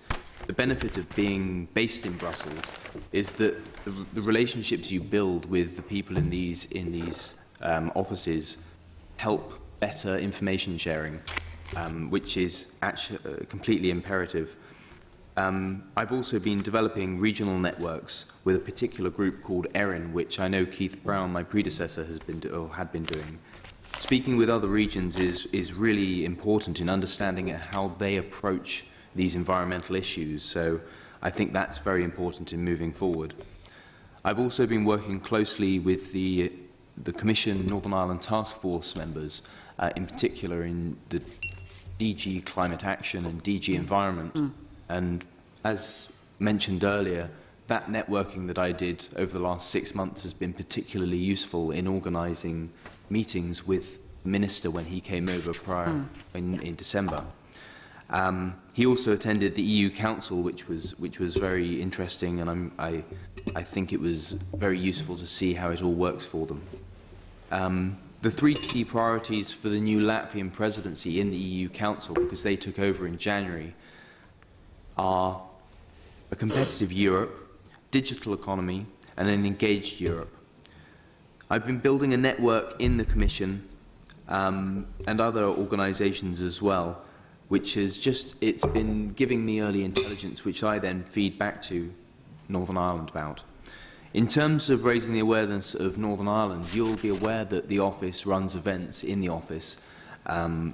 However, also in addition to that, I've actually developed an events database which brings together all the events that are related to the European thematic working groups, bringing them into one spreadsheet, which then we disseminate to the departments back in Northern Ireland, and they then disseminate these to their stakeholders, almost in a snowflake effect, going outwards.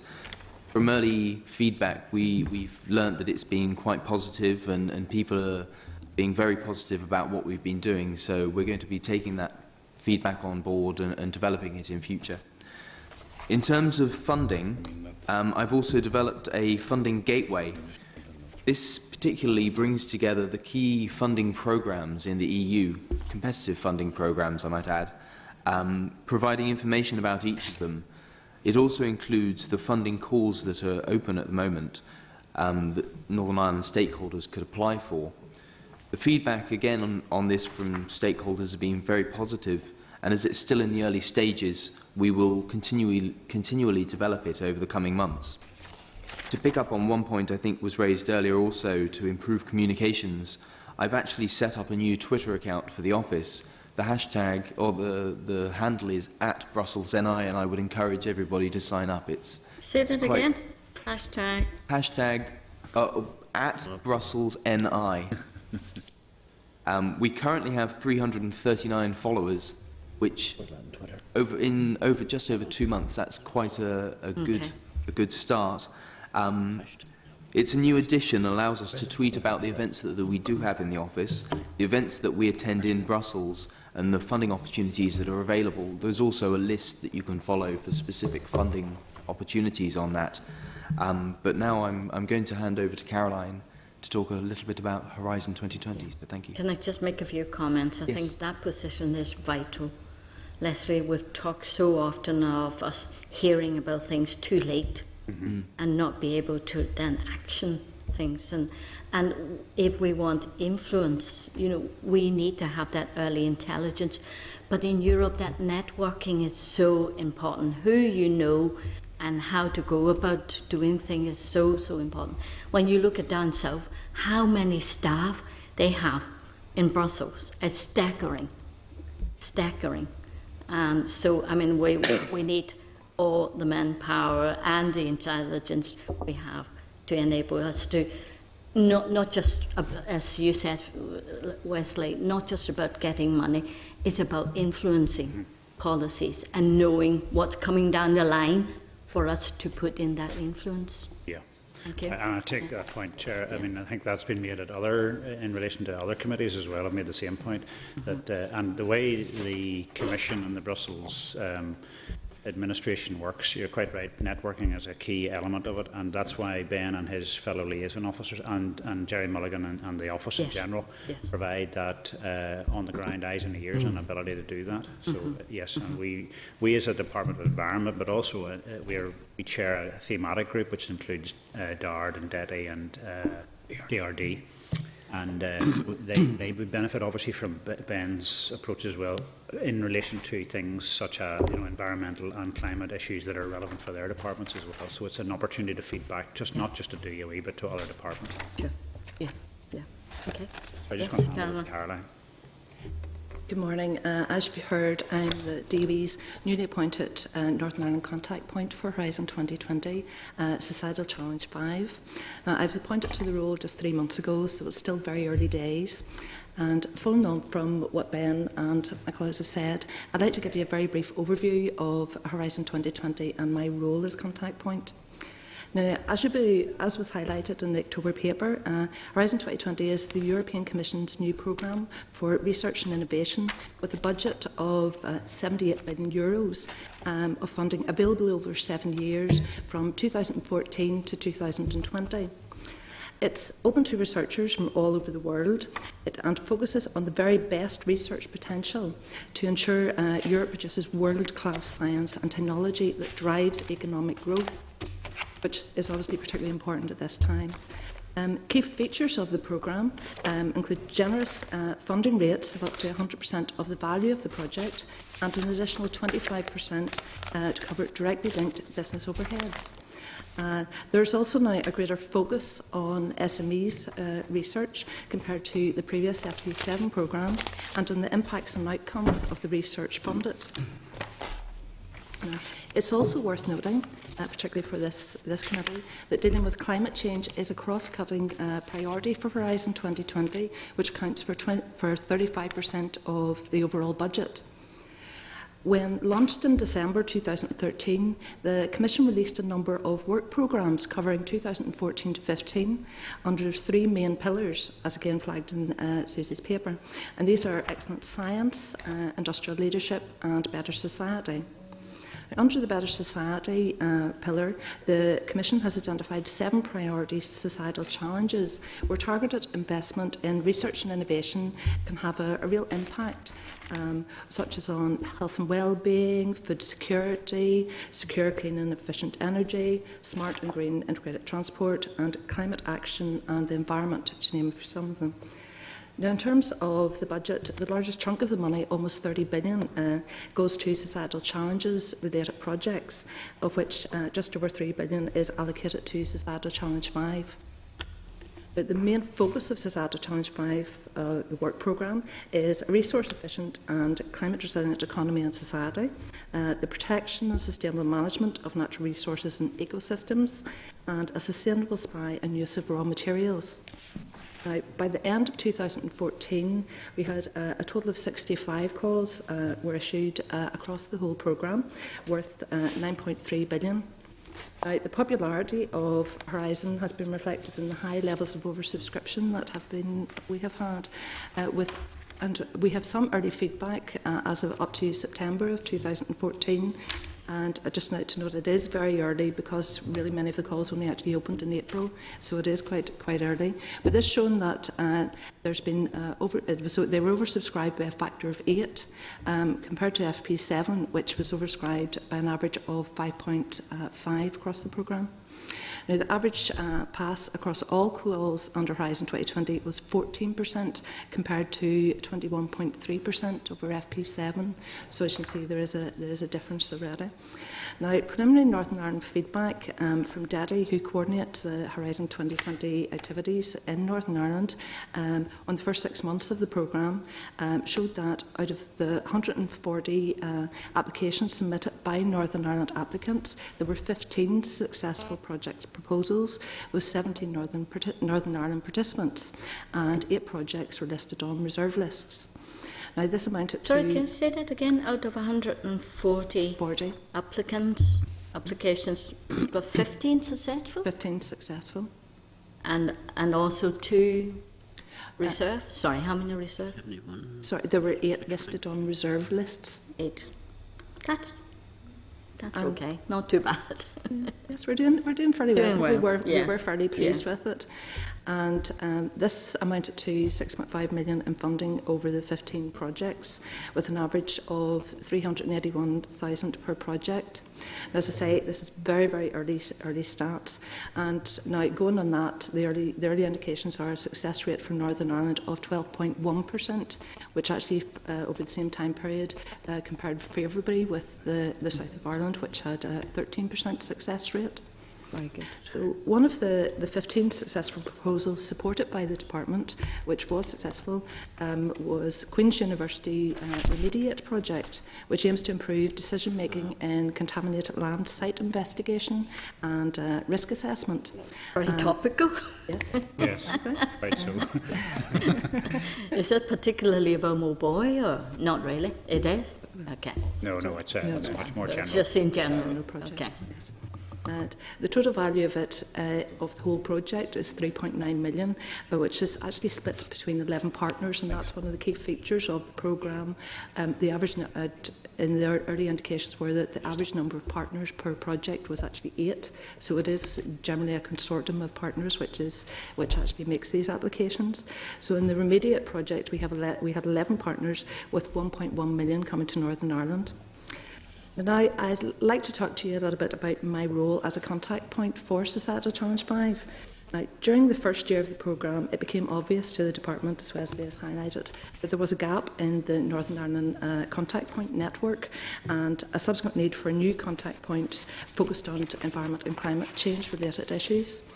Now, since my appointment last year, I've invested significant time developing the relationships with the rest of the Northern Ireland network, as you can imagine, and my counterparts in the Republic of Ireland's European Advisor Network, which is supported by Enterprise Ireland.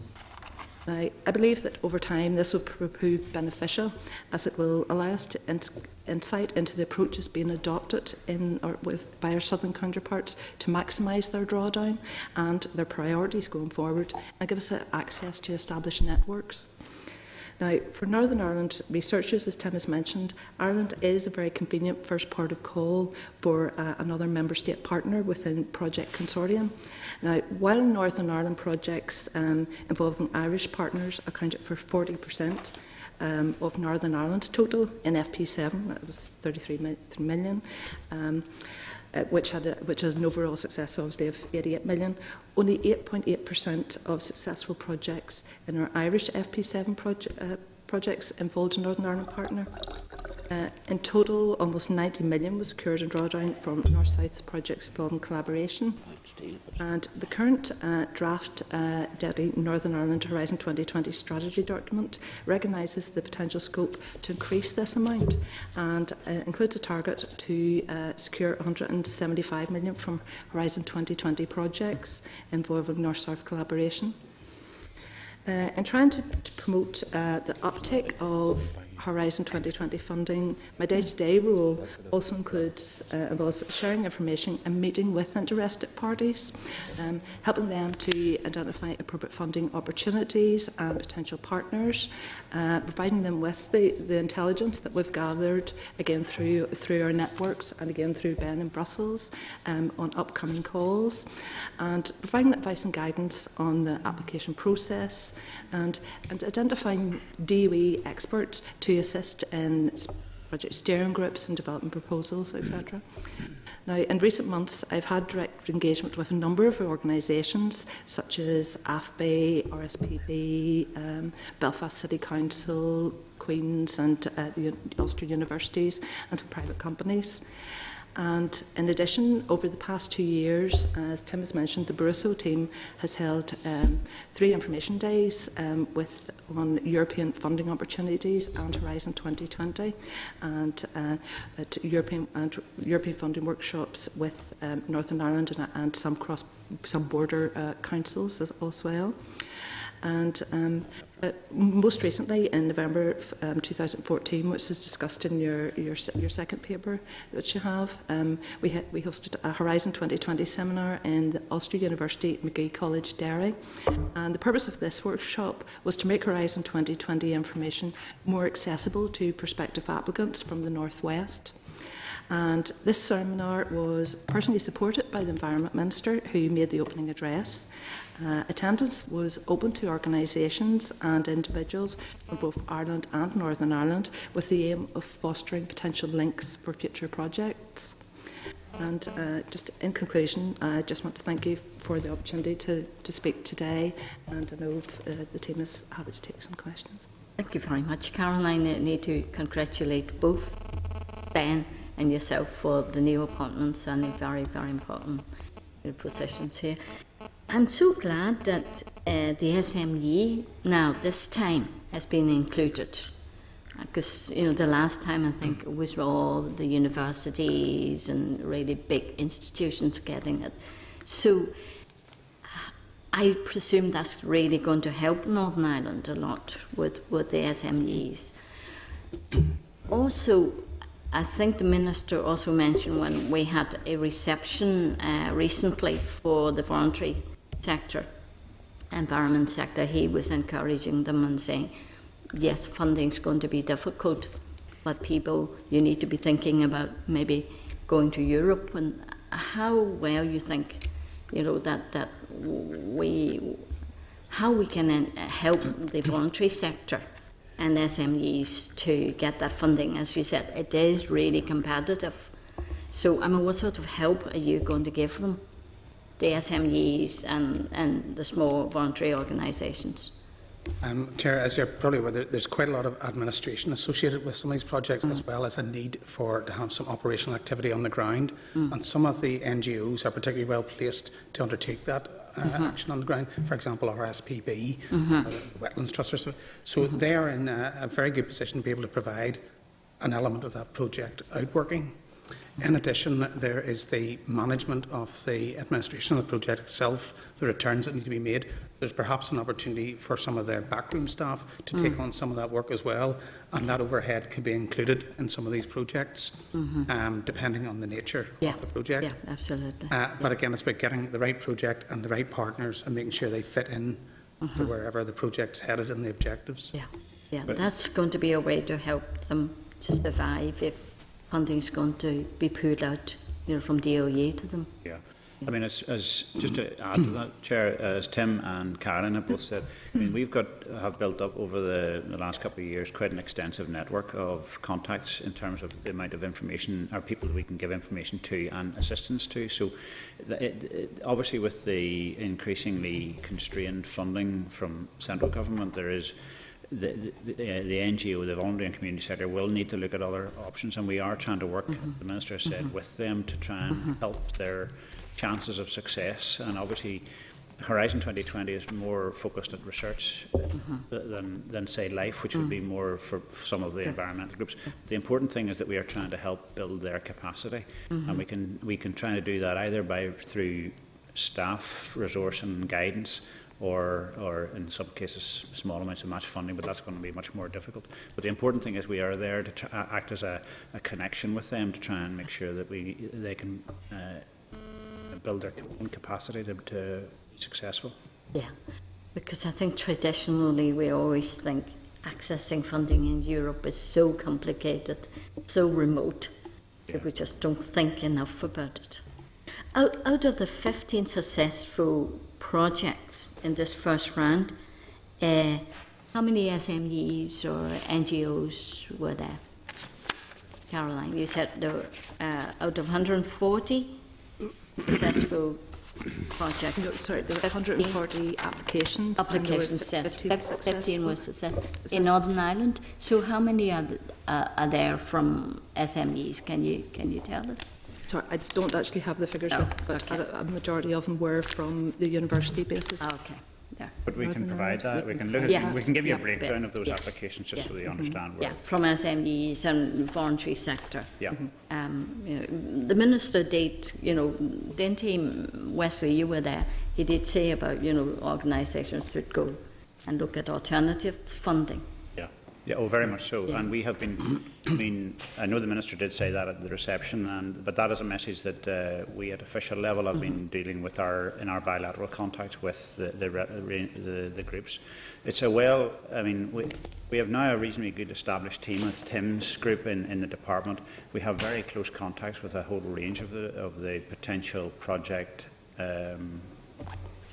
participants, and certainly we are regularly talking to those groups to try and encourage and give them opportunities and heads up. And that's the sort of intelligence that comes back from Ben on potential early opportunities for them to look at and get themselves mobilised.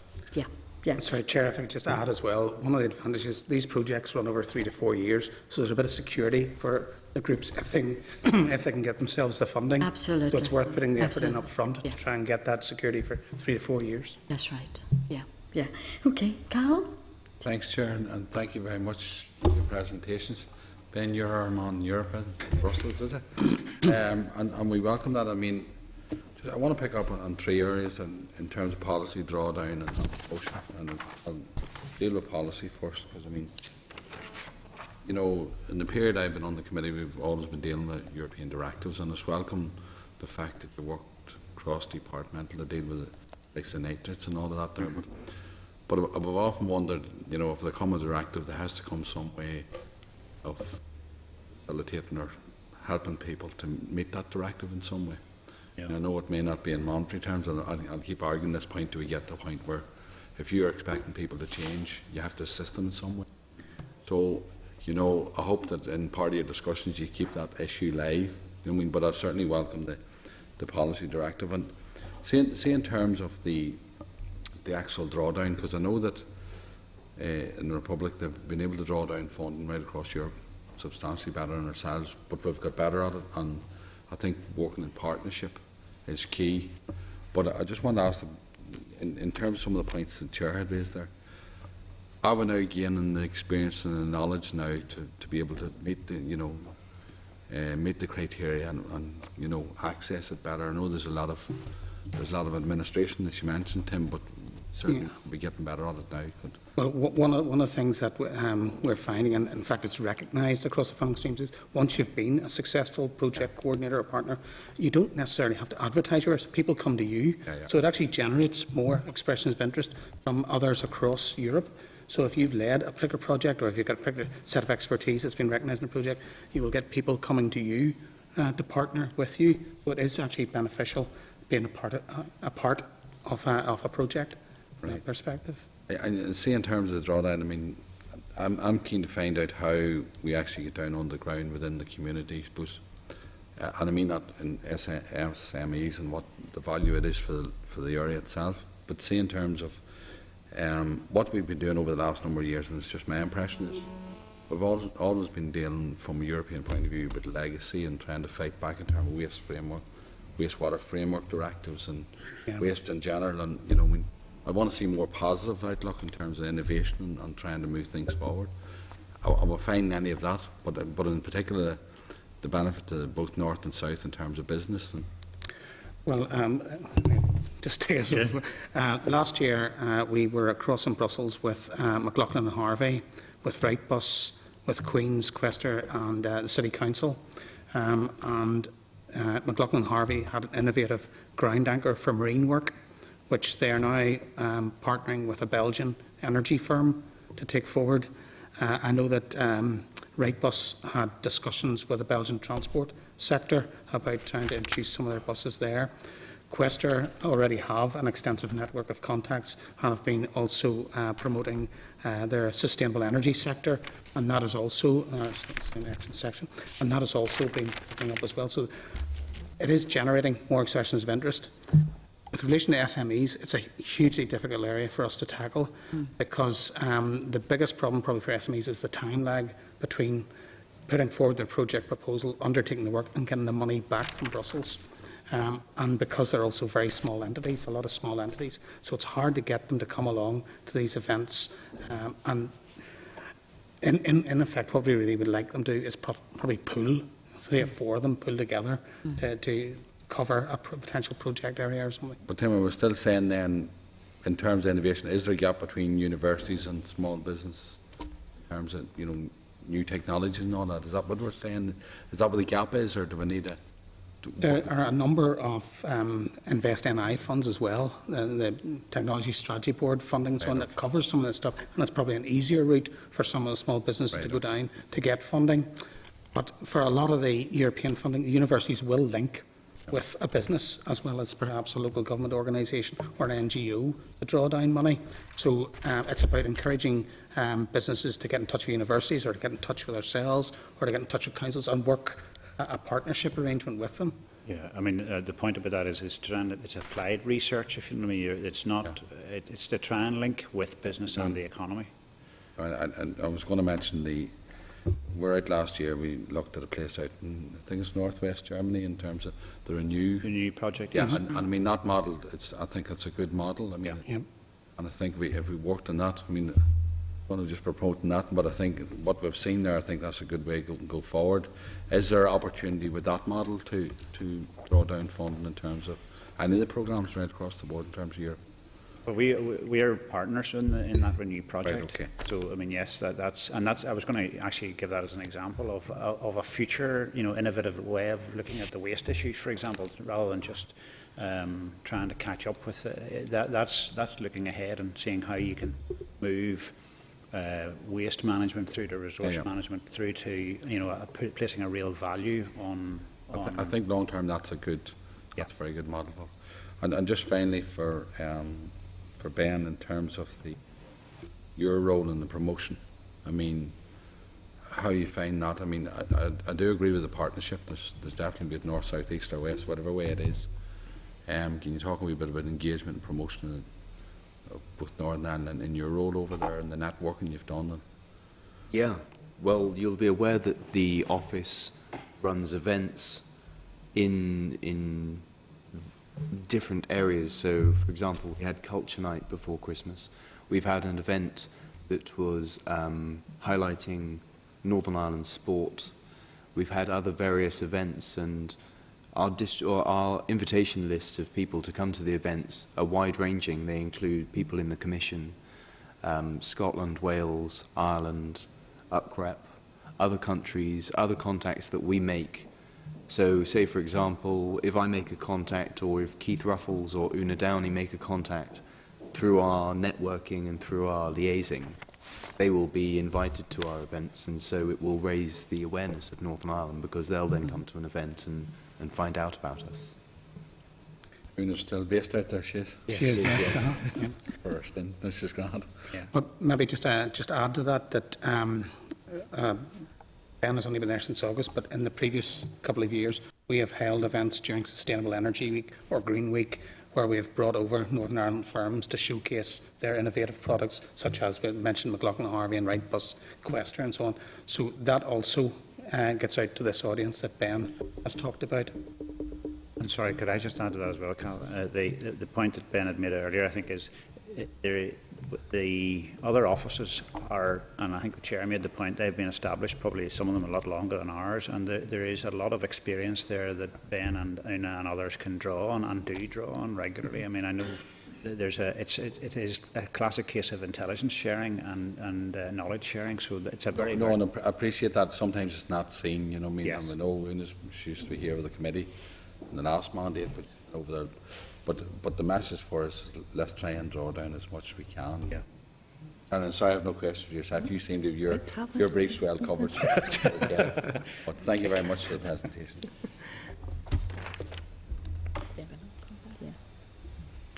So, Nick, sorry, I was going to say, Questor actually was involved in, that project that we went to Metabolon. Yep. Yeah, they came to talk to us. They set the idea of us, going to visit. It was really impressive. Yeah, absolutely. Yeah, and they got a lot of money.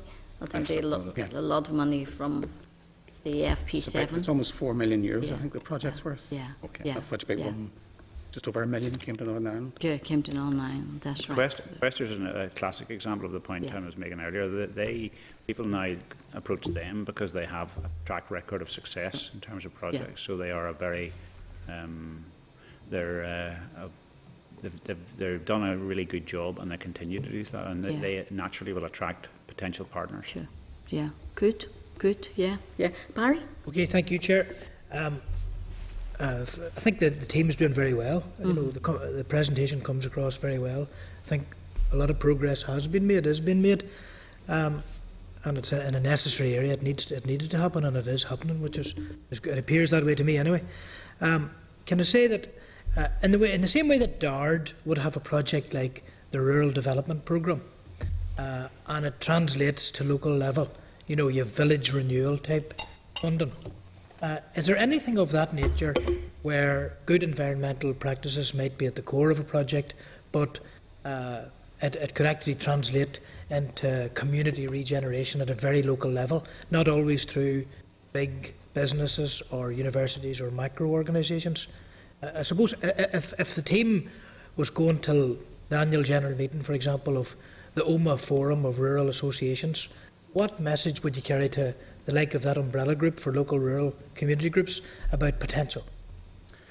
I suppose some of the funding streams would be broader, pardon me, such as the Interreg type funding or the LIFE type funding, which might look at a specific area and maybe the biodiversity in that area or the protected species or something like peatlands, where it could also have a knock-on impact on avoidance of flooding if you get your peatlands right and you protect the species. So there's community value in restoring peatlands above and beyond just the biodiversity element. Principally, a lot of the community funding would tend to be through other structural fund elements and so on, rather than the regeneration side to be through structural fund elements, rather than these, which are more research-based and environmental focused. But there is an opportunity to link, if there's better regeneration work going on, perhaps there's an opportunity to link that to some piece of research or some piece of demonstration project, or, for example, maybe employing renewable technologies or investigating use of those. So there could be some sort of link, but it would need to be something that we need to be aware of that's happening at the same time, and that's the importance of extending your network. And something like the Northern Ireland European Region Forum, where you hear about what's happening perhaps in the health area, or and health is connected to environment as well. So there's maybe opportunities to try and link some of this stuff. Just maybe my final question would be, who in the department would be up for that type of community engagement? Who would you ask for if you were to contact the department and ask for a bit of community engagement along those lines? Is it within DOE? In relation to European funding? Yep. Well, it falls on our side. I mean, our role, when I say our role, the Barroso team within the department is there to, in effect, as we've said, drive forward the effort to meet the increased drawdown of European funding for environmental and climate change related issues. So if there was a community level in interest, we would be the first point of contact, and we can then discuss, because if there's a project ideas, then we can help advise on, yes, good idea, maybe very, suggest some changes or whatever. But the first point of contact would be us, and we can talk through what the proposal might be. Thank you. Develop that if necessary. Yeah. And there's also money to help people to develop their business case too, I think, isn't it? Yeah, but both Invest NI and Intertrade Ireland can provide financial support for either networking opportunities, travel to Brussels, accommodation in Brussels, or for project development. So do they go to you, or do they go to DETI for that? They would go to Invest or to Intertrade Ireland for that. Yeah. But it's signposted on our website. On your website, yeah. Sorry, Chair, just to follow up on Mr McElduff's question there. I was thinking, we are the context, obviously, in environment and climate change. If there's a proposal which has got other focus, I mean, as Tim said, there would be other departments maybe more appropriate to go to. But if that was the case, if they come to us, we can help signpost them to the right place, if you know what I mean. We can help them that way. Yeah. Barrick was saying, there's money also, if you go to DETI, to help community groups to develop the business case and to do the application. And, Sandra? Thanks, Chair, and thanks for the information today. Really, part of my question has been covered, but Caroline had mentioned the networks across Northern Ireland and with the Republic of Ireland, and I was really wanting to ask, had you partners with other states in Europe, and how difficult is that?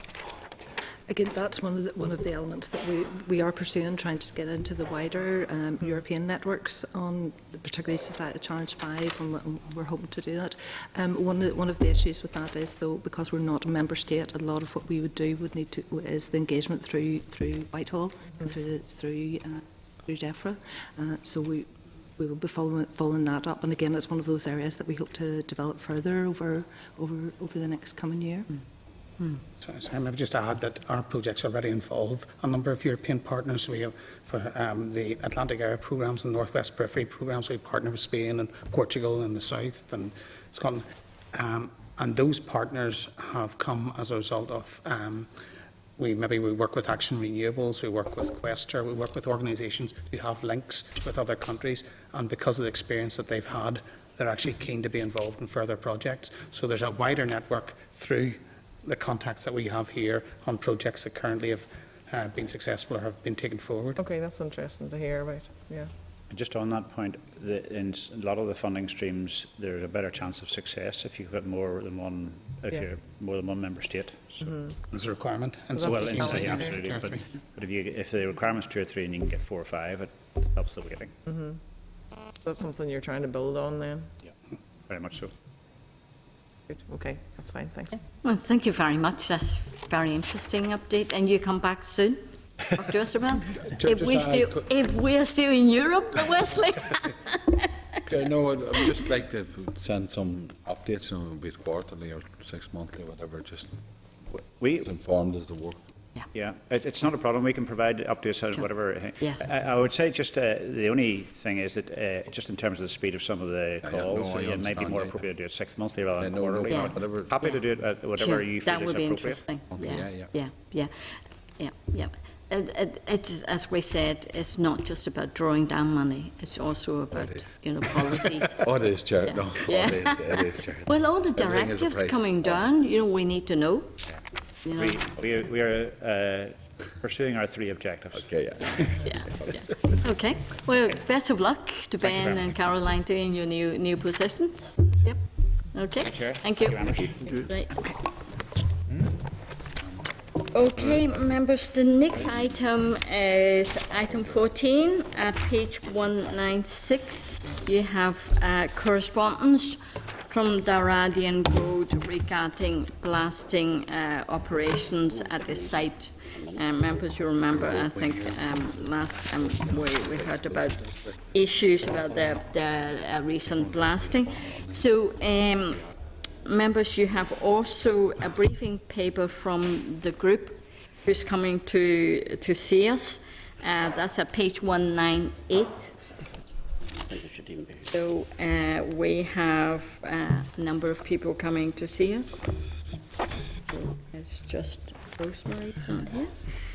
Come, go around. Okay. So members, if we try to finish by about 1, would that be okay? Yeah.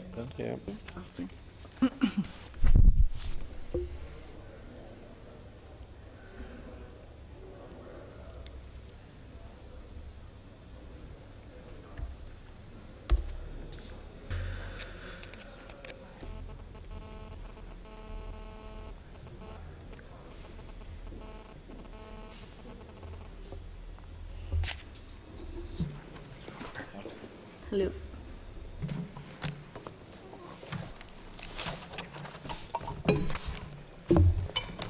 Hello, gentlemen. You're very welcome. I can welcome Mr. Cormac McAteer from Friends of Mickey Atty. Atty is all right. Mickey Atty. Friends, is that the name of your group? Friends of Mickey Atty. Friends of Mickey Atty. And Mr. Brian Ward. Yep. Mr. James Orr, we know you from Friends of the Earth more, but you are also a member of this group. Is that right? Okay. And Michael Rafferty. Michael, you're very welcome. So members have a couple of papers already. So if you want to give us a briefing for 10 minutes, 5 minutes, 10 minutes, and leave members to ask you questions afterwards. Madam Chairperson, thank you very much to yourself and to the members of the Legislative Assembly and in your capacity as members of the Environmental Committee. We are very glad to have this opportunity, and we thank you very much for the opportunity to bring a different view about the issues around gold mining. We thank you for your interest in it, and we're glad to maybe in terms of our presentation, how we carry it out, that if I introduce things and Brian Ward speaks, followed by Michael and James, and you'll be asking us questions. We take it you have read the documentation. So very quickly, what I'd like to say just in kicking it off is that gold mining is dirty business. Right? Gold mining is very glamorous, right? And this particular company have oversold the promise of jobs, and they have undersold the damage to the environment. And we're very conscious that in your role as custodians for us of the environment, and the fact that there are issues, many issues with this development that have not been addressed, and we question the fact that perhaps, in our view, the department has acted unethically, and it's for that reason that we prize this opportunity to speak with you and to make the case for the environment and indeed for the local community that, for whatever reason, has been undersold in terms of the consideration of the application so far. I said we'd have an initial view from a local resident, Brian Ward, so I'll hand over to Michael, or Brian. Thanks very much, Cormac. Good afternoon, everyone. My name is Brian Ward, and I would like to just speak very briefly about my understanding of what's at present and the uncertain future that myself and my family and residents living in the area would have. There's different opinions on the project. Some people would be for the project, some people would have major concerns with the project. And one of the things I found even in the planning application, which is quite daunting, is that if you raise a concern on a project like this, you're instantly listed as an objector, which is not necessarily always the case either. Being concerned about a project and the potential it has is not always necessarily being an outright objector. But in terms of this, I would just like to say my family, myself, I've had the pleasure and I suppose good fortune of growing up in the valley all of my life, with the exception of a few years being away through study or through work. I'm back living there now at the minute, and our place would be about 1.5 kilometres away from the site. Now, we would have serious concerns in terms of the impact that the operation is going to have on us as residents, and also serious concerns about the impact it will have on the environment. Now, as you may be aware, the Owen River is one of only 3 in the north of Ireland with viable population of freshwater pearl mussels. It also has a large population of Atlantic salmon, and for this reason it has been designated. It has several designations attached to the river. Now, we would have concerns in terms of the impact that this site is going to have on us as residents, in terms of the noise it's going to create. One of the major worries is that this permission has been given for 24/7 operation of this mine, and I think one of the things to realise or maybe recognise is the possibility that the application itself was disingenuous in its infancy. It's been given permission in terms that this is an exploration project, that this is actually only exploring to find out whether this project is viable or not. But I would completely and utterly disagree with that assumption. This is the renewing of a mining operation that was in the site and had been carried out in the 1980s. This is basically a beginning of that mining operation again. The application has been granted for 2 kilometres of tunnel to be opened up under the ground, with removal of over 15,000 tonnes of ore and material from under the ground using explosives and blasting. So in essence, we would view this as an all-out mining operation, although it has been given permission under the guise of exploration. Now, one of the big worries we would have is that the 24/7 nature of this exploration, if this continues through and an application is made, if they find out this is viable and an application is made for a full-scale mine, whether these conditions are going to be carried through, the 24/7 nature of this is going to have a major impact, not just on the visual amenity of the site, but on the noise and on pollution on the site as well. The valley itself, I would appeal to any members that aren't aware of it or aren't familiar with it, and I would actually like to take this opportunity to invite anybody of interest to come and visit it, and perhaps visit the area from our point of view, from a resident's point of view, rather than a potential developer's point of view.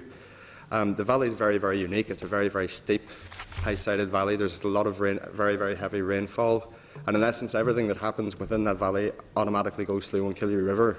So the river itself is the veins of the land as such, and it carries and contains everything. And as I said, there's some very, very specific species in that we need to protect. But we've seen basically through the planning process, we've seen very questionable, claims being made by the company. We've seen decisions being made which I would say is questionable as well. And we've also seen conditions that we're told, we were guaranteed the conditions would be put in place and these conditions would be enforced by the department's bodies. We've seen these conditions now being applied to be removed, specifically 2 conditions relating to the discharge into the Onkillie River, that these are going to be removed.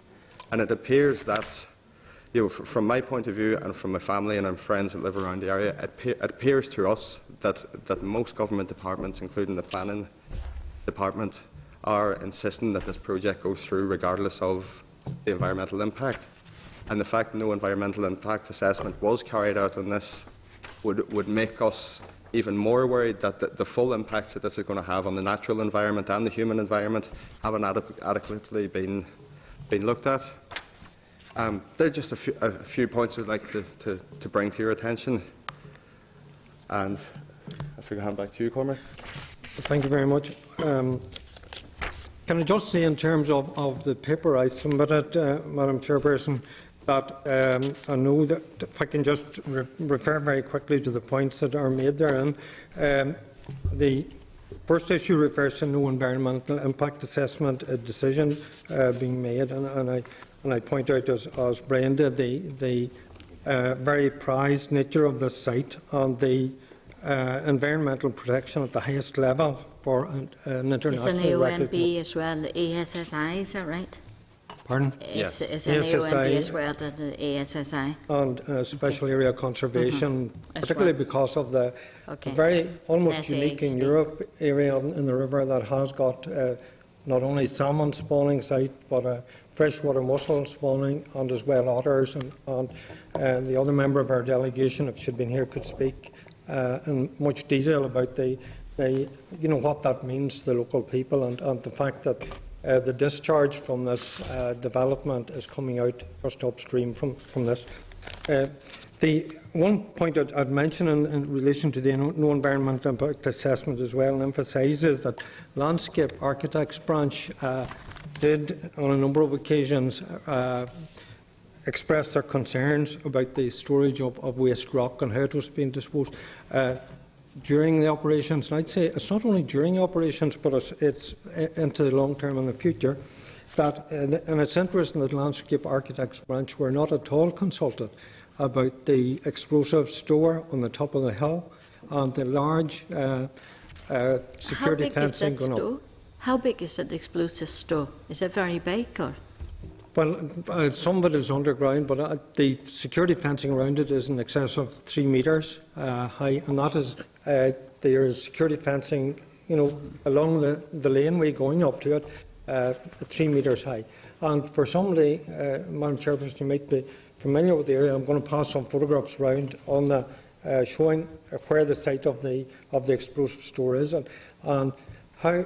Part of the reason we'd suggest why Landscape Architects Branch weren't invited to do it, to comment on this, or weren't consulted on it, was because in fact it was so obvious that they'd have major objections to it. Can I just pass around photographs for you to look at as part? The other, in terms of the second point to make, was the Habitats Article 6 assessment. And without going into detail, because something may come up in your questioning, it's not only about the department not showing any cognizance of the precautionary principle, but in fact that there were downright inaccuracies in there, and the fact that in 5 places in the report it was clear they were dealing with a report for another river, the Roe Valley, and that when this was pointed out to the department by a journalist from BBC, that all that was done was that the name of the river was changed, and this was after the decision had been taken. So that is indicative of the way the application, Josh, it's indicative of indeed the unethical way the application was treated. The incomplete, misleading and inaccurate drawings, and we could go into those in some detail. You may have questions on them, but this becomes very significant in relation to the planning application in relation to the explosive store. That the access displays that are important normally on an application, and that you would have thought, particularly on this application where we're dealing with explosives, lorry loads of explosives going up quite a steep axis on a very narrow country road, where there was an entrance to a mine on the other side. There's local traffic, tourist traffic on this road as well, and that in that road that the site, the entrance is changed to make it look like that a large sycamore tree is in a different position. That has been pointed out to the department officials on a number of occasions. There's no way that the displays could be achieved. And what's done? The department then decides at a very recent time to change the displays from 2.4 metres to 2 metres. And the health and safety implications, again, have not been consulted with other consultees. There's lots of other, unfortunately, there's lots of other issues in there as well.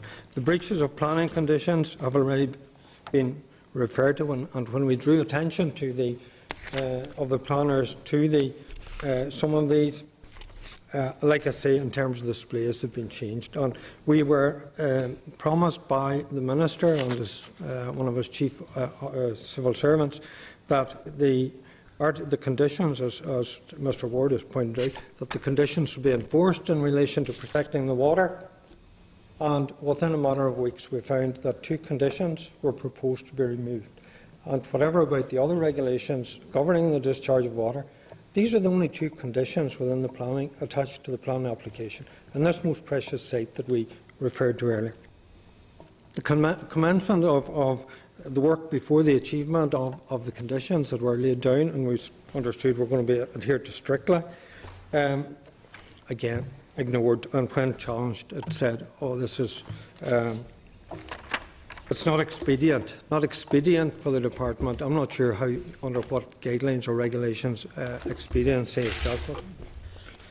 Comparing how the DOE have dealt with Dalradian and Keenan's Michiati's development, there's a number of points there, but in terms of the local people, the fact that the Dalradian application that came in after the Michiati's application was given precedence on a vernacular dwelling that was there for 200 years, and that favouritism was given by the department, and indeed that in a meeting in Omagh District Council with planners and councillors, I was told, and other people were told publicly, that the local planners were being put into a position where they were having to defend the indefensible. They're not my words, they come from the department. That this here jumps out, but more than that, and I think with planning going from the department to the local councils, there's a very big issue that hasn't been raised or picked up on, and that's the precedent that is set by the Michiati's decision. And I don't want to go on too long, Madam Chairperson, but this company has got rights for exploration from the representatives of the Royal Family of the Crown Estates Commission to around precious minerals. They've also got a licence from the Assembly here, the DETI, for other minerals, including copper. And there are a lot of minerals in the area, but they've got something over 80,000 hectares. That's a large area running through from where I live in County Tyrone on through into County Derry. If the precedent that is set, I'm not sure if the members are conscious of the precedent that can be set by the decision of the planners in terms of the decision of Michiati's and how that can be extended and implications for potential existing dwellings or possible development by people who want to live in the country within the catchment area identified for the exploration. In terms of the other matters referred to in the notes, if members may wish to bring up and just questions. But I think Can I pass on to Michael?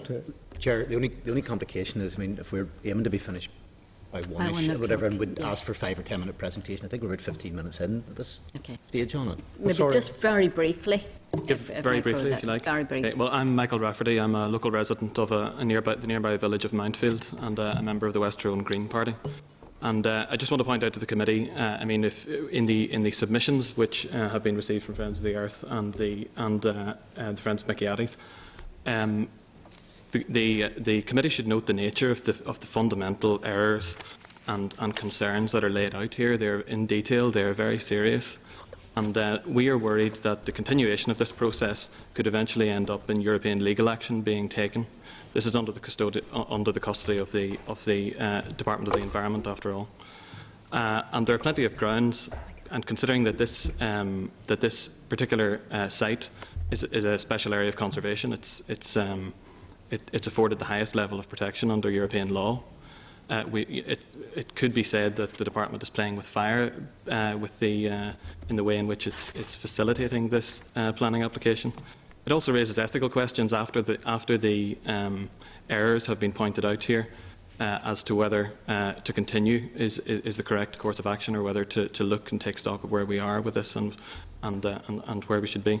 On the higher level, I mean, this area of Gorchin and Mid Tyrone, it's either a tourist attraction area, an area that we market as part of Northern Ireland, which is a beautiful countryside, which has excellent natural resources for the use of the community and tourists, or it's an industrialised countryside concentrated on the extraction of minerals, on quarrying, and that. The news came out last week that the Gorchin Glens Forest Park is going to get a big upgrade in terms of its tourist and leisure facilities. It seems incongruent that an area not far away from there would be subject to this kind of heavy industrialisation, especially the added effect of it being close to a special area of conservation means that it seems that in looking at this application, the department has lost sight of the public interest in it and has gone very, very far in facilitating it. We would question as to why that is the case, and reiterate the fact that this really is an ethical question as to whether we continue from here.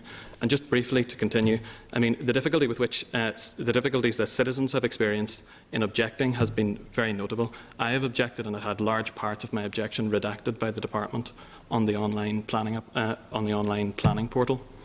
Through our MLA Stephen Agnew's office, we've submitted written questions, some of which have not been answered. I think some of them are really due an answer at this stage, which have not been answered on it. The other concern is that it goes beyond actually this committee. It's the whole executive which is facilitating this. Invest Northern Ireland gave Dalradian, as you're aware, £326,000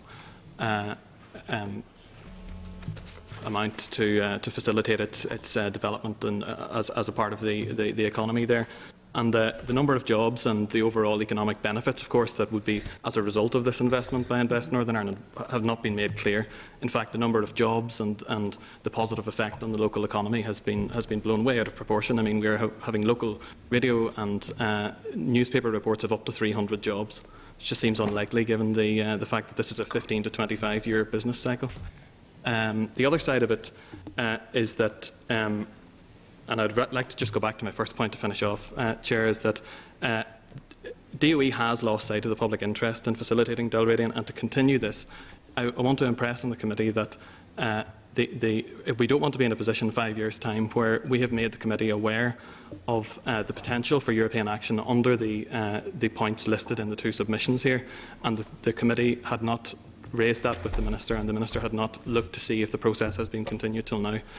So we would really like the committee to take that up with the Minister. The committee already has correspondence from the Green Party, which was to be passed on to the Minister for comment. To date, we have received no response. Well, certainly we can pass on your submission to the department and ask them for the response. I have a number of people wanting to ask you a question. Peter? Yeah, thank you, Chair. I'm a little bit in this, because the more I hear of this, the more there's a bit of concern that in many ways this committee appears to be almost put in the position of a planning authority in relation to, and I'm very aware we've steered away from individual planning applications And it's very difficult to deal with this without getting into an individual planning application, so I do have a wee bit of concerns in relation to that. But can I pick up just a couple of points I want to clarify? Friends of Mickey Addy, a couple of occasions, there was some which seem to be slightly contradictory in what you said. There's a couple of occasions you said about the case for the local community, speaking for local people, local residents. But then also Brian said there were mixed feelings on this within the community on that in terms of things. So I just want to explore to what extent you are speaking for local residents. In terms of Friends of Mickey Addy, how is it constituted? What's the sort of numbers that are, if there's a membership of Mickey Addy's, what's the numbers of those, and where's that drawn from? Thank you very much for your question.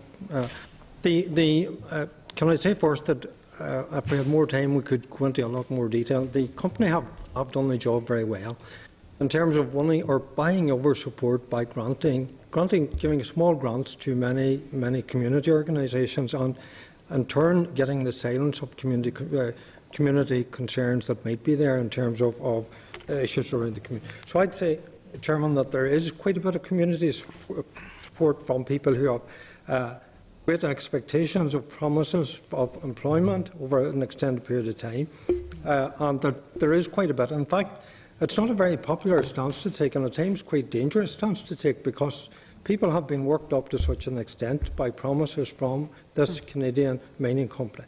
Can I say very quickly that the history of gold mining in other parts of the world... Well, sorry, with respect, Mr McAleer, I've asked you a specific question in relation to your own group on it, and we're not of a massive amount of time on that. Who does Mickey the friends of Mickey Addy? I appreciate those of us not familiar. It's a little bit of a mouthful. I mean, how many members have you got? Who do you speak for? And to what extent is, how many of those are local people in that regard? We're a lobby group. Most of the people are local. The issues, because of the fact that it has been quite risky to come and speak out around this issue, not least because of the promises that this company has made, false promises about long-term sustainable employment, and this is not a sustainable industry. But it's very clear, and I think it is relevant, the history of gold mining in other places. Because we have asked in the company, and I'd ask you to ask the company, is there anywhere else in the world, right, that this company can point to an environmentally sensitive area like this with people living in it, that there is a successful gold mining operating, and that it hasn't, it's without damage to the community. I'll go personally and see it and bring other people with me. So I notice on 2 occasions I've asked you how many members have you got and how many of those are local. It's an informal group. That's what, sorry? It's an informal group. Okay, and from that point of view, well, an informal group, you must know how many members you've got. At a recent protest, there were more than 50 people outside the planning service in Omagh. All right, so at a protest, but you don't know how many members you've got in relation to it.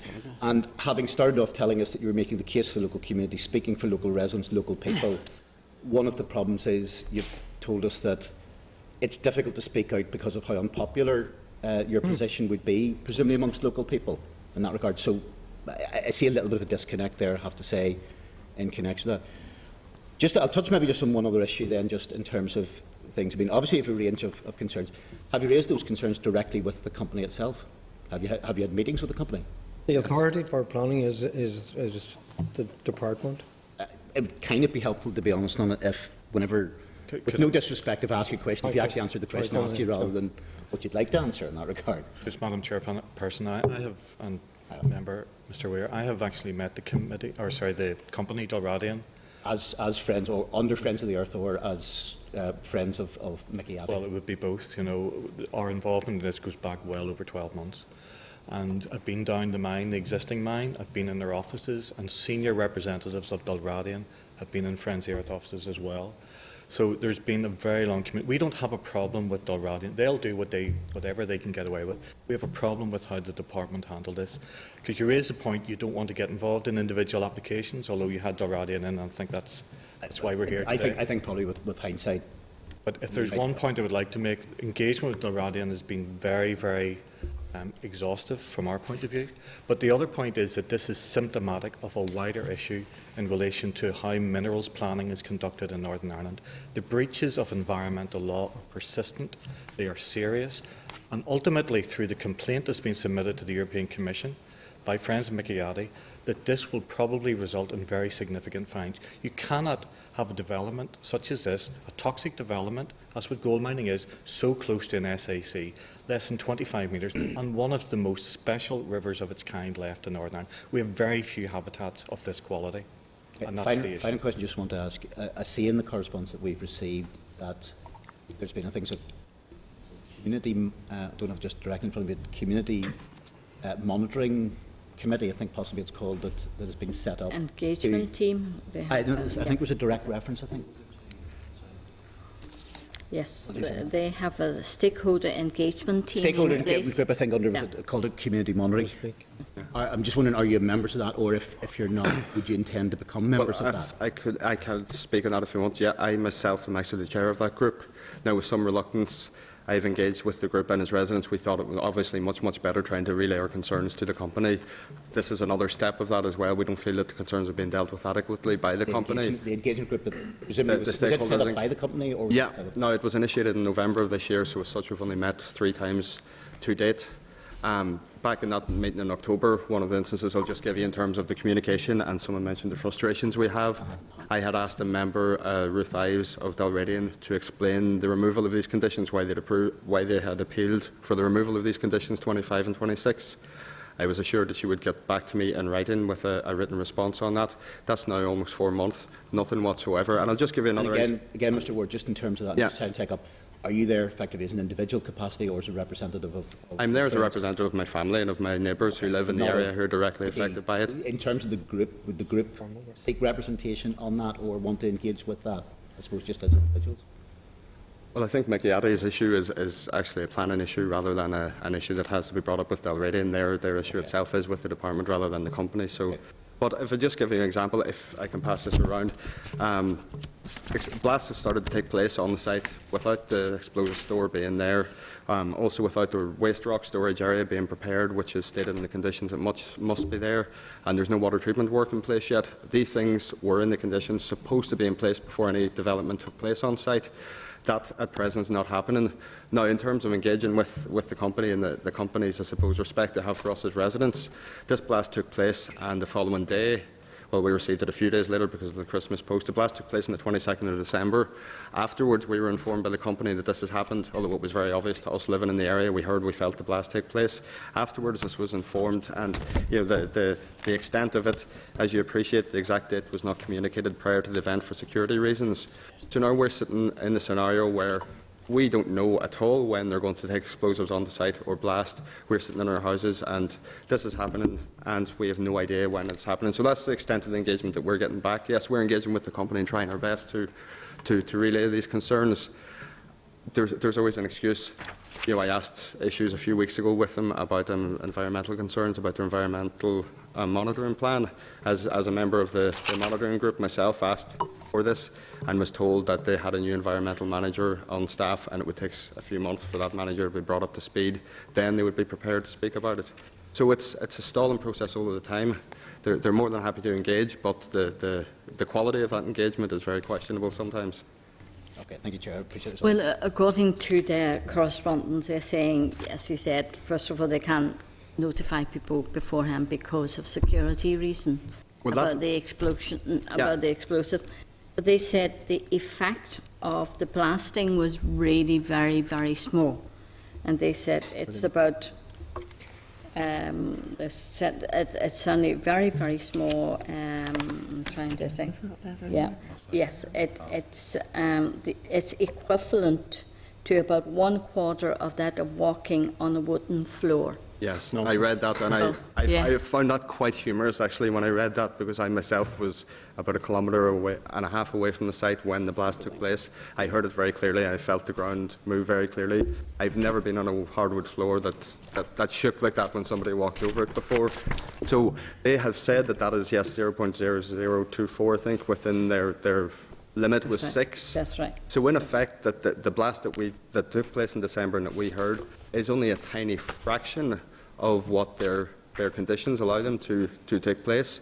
So one of the concerns we have now is that if this is the reading that has come back and this is the minuscule reading that this blast has created, Will there be much larger ones? And based on the condition that's imposed on them, there is likely to be much larger blasts, which could have a much greater impact, not just on residents. What the company has told us at public meetings as well is that the underground conditions are as such that they cannot actually tell the effect of these blasts until a blast takes place. So they say that every time they blast, that could change the underground conditions. It could open fissures, it could open fractures. The shock waves could be felt to a greater or lesser degree, but it would alter every single time they blast. So they themselves aren't even certain of the impact it's going to have. And you can see as residents why we'd be very concerned the impact this is going to have on our houses locally. Can I say very quickly, Chairperson, add to that another member of the delegation who was here was going to mention, if this question had been asked around, the fact that her husband was home. She was in Omagh shopping at the time of the blast.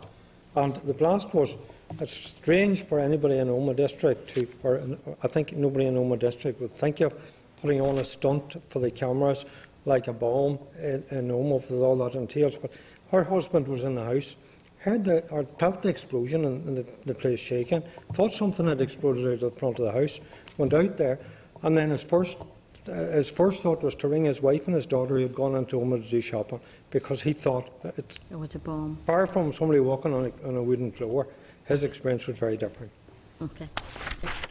Barry? Okay, thank you, Chair. And just to support what Cormac has just said in relation to the blast, that is my understanding of the scale of it, and that is a stranger to me, that walking on the floor business. But first thing I would say is welcome the delegation, and I can appreciate Peter's concern about not becoming immersed in an individual planning application, but we did hear from the department on the generality of mining.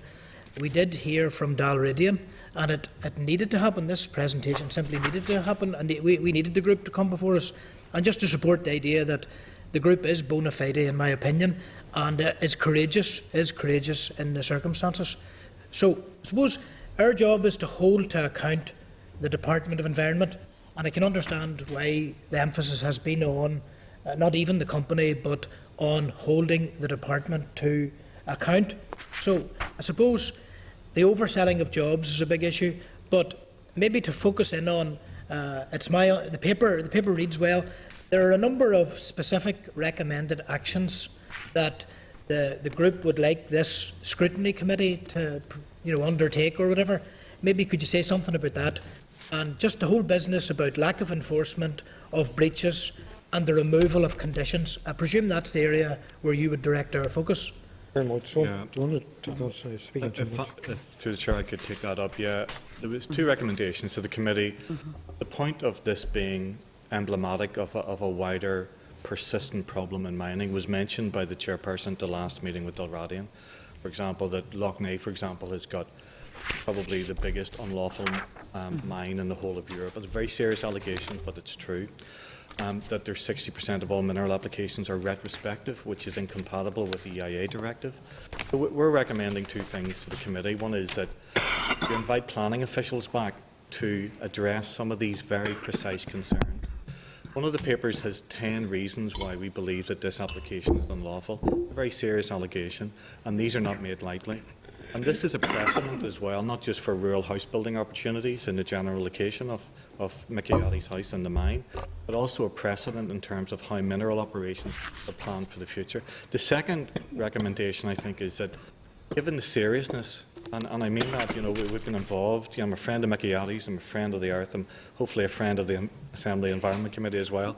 But we've been involved in this for 12 months and having exhaustive conversations with friends of Mickey Addy. And it never ceases to amaze us the opaqueness within which the department is conducting its activities. This is a redacted letter from Friends of the Earth on their planning website. All these are indisputable facts or reasonable points of legal opinion. It appears that the department is actually working for Dalradian and has lost the public interest. And so serious are these allegations, and you have seen them in writing, that we believe that the planning officials need to be held to account on this matter. Because it's a question of ethics and it's a question of where does our planning system go in the future. If it can't regulate something like this, so close to one of the most important rivers of its type, how can it regulate, when there's a lot of public scrutiny, how can it regulate anything else? such as more controversial developments. So they're the recommendations to the committee, and we'd be very interested in your comments. This is a very serious issue. I can't emphasise that enough. It's not, you maybe expect us to say that, but it's a very serious issue. We don't make these allegations of unlawfulness lightly, because we know the seriousness of what could happen when this is now in the public domain. So we implore you to actually investigate this in more detail, and potentially the whole of the minerals unit within the planning service. Okay. I have Cahill as well. Cahill? Thanks very much, Sharon. Thank you very much for your presentation. And I agree with my colleague in relation to what he said previously, but I just want to tease out a few wee things, because, I mean, clearly I don't mind having the department up to answer some questions, but I just want to tease out in relation to there's two elements here.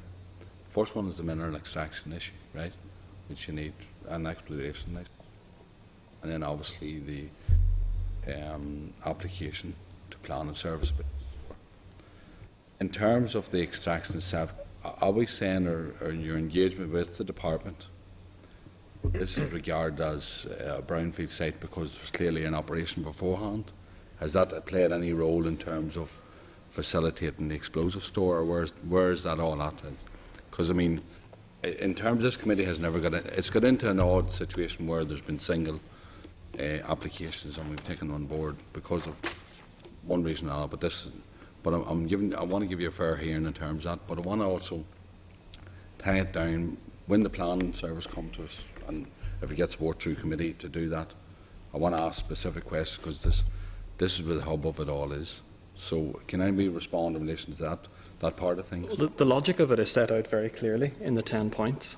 Yeah. The logic of the planning application for that itself, the EIA screening that was required, one part of the department saying that an EIA screening is not required, and the other under the Habitats Directive saying that it is required.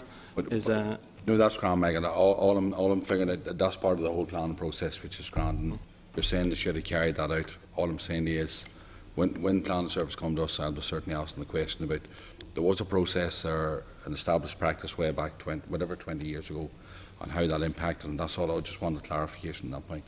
The other point in terms of conditions on any plan application, see in terms of the, it's been brought to my attention about the explosive, there's an explosion in December, whatever it was, a couple of weeks ago. 23rd December. Right, okay, in terms of the conditions of any plan application, I mean, the notifications and neighbour notifications, was there any of that? After people informed that, right? Okay. I mean, there's been nothing at all in terms. No, it was afterwards, Chair. No. So in terms of conditions itself, nobody has asked the question, or a plan service, or anybody within the system has come to us to say, all in the chair, I think, mentioned because of security. Is that the answer?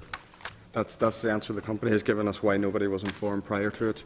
Now, I can't actually understand the logic in this either. That if there's the security reasons are so great that residents can't be informed, is it appropriate to have a 24/7 mining operation on the side of the mountain in Tyrone that requires a large explosive store to be built there? And again, this comes down to sort of the conditions itself, and one of the big reasons that we would be against the 24/7 nature of it. This is supposedly an exploration project to explore the old tunnel to find out whether this is going to be viable or not. The necessity for that to operate 24 hours a day, 7 days a week, I don't think is needed, other than to suit the company's needs. And with that, then, the explosive store wouldn't be necessary. If the company wasn't operating 24 hours a day, 7 days a week, I don't think the explosive store was necessary. And it's quite obvious the explosive store came as an add-on after the permission was given. Yeah. It wasn't in the initial application. And that's what I'm trying to tease out for you, Brian. Yes. I'm trying to tease that whole process out for you. That was the question. Thank you. And just in terms of final point, I mean, clearly, James, the issue of the minerals extraction and the whole policy obviously clearly needs to be, there's some question that has to be asked around it. I mean, because clearly we have a different department in terms of licensing and then plan application. I mean, there's a crossover there in terms of some of the action, and I think that's... Okay, Member, could I maybe respond? I'm not too sure if I understand the details of your question, but in terms of the gold mining, right, and indeed of the licences that this company has, right, there's two separate licences. One is from the Crown Estates Commission for precious minerals, right, and you rightly, and the other one is around other minerals that's from data. and that's for a very wide area, 80 to 90,000 hectares. And in terms of the generalities of that, right, probably, that has been done. The Crown Estates Commission has the authority to give the licence. DETI has now, but the company would have to be accepted by the department and assured. The department would have to be assured that they were going to fulfil the terms of whatever is in that agreement, the licence agreement. You may be able to get the details of those agreements easier than us, because again, the copy of documents that I got was heavily redacted in those issues as well. So, and it will be interest to us in terms of, again, there's so many issues here, but we're losing our gold here. The gold is going out, going off to Canada or somewhere, and we're getting a hole in the ground that's going to be polluted. And if we, there's currently a stream that's polluted coming out of the tunnel at the moment, and we're told, as Brian mentioned there, that the company have acknowledged that they don't know the implications of the actions. They're going to be operating for the next 2 years, even though it's exploration. There's a tunnel of 2 kilometres going into the mine at 2 different levels. And the impact of the explosions down there, nobody knows what they're going to be. But there's a good chance that there's underground streams, I'm told by geologists, there's a good chance, and that stream that's coming out of there, that there's, maybe much bigger streams coming out. And what is the impact of that going to be on the, the very nearby site in the valley? And the problem is, but in the absence of an EIA, nobody is able to ask that question. So the issue about the explosive store as well, you mentioned, and we, that we have pointed that out to the department, that the department have claimed that the explosive store was approved under the first application.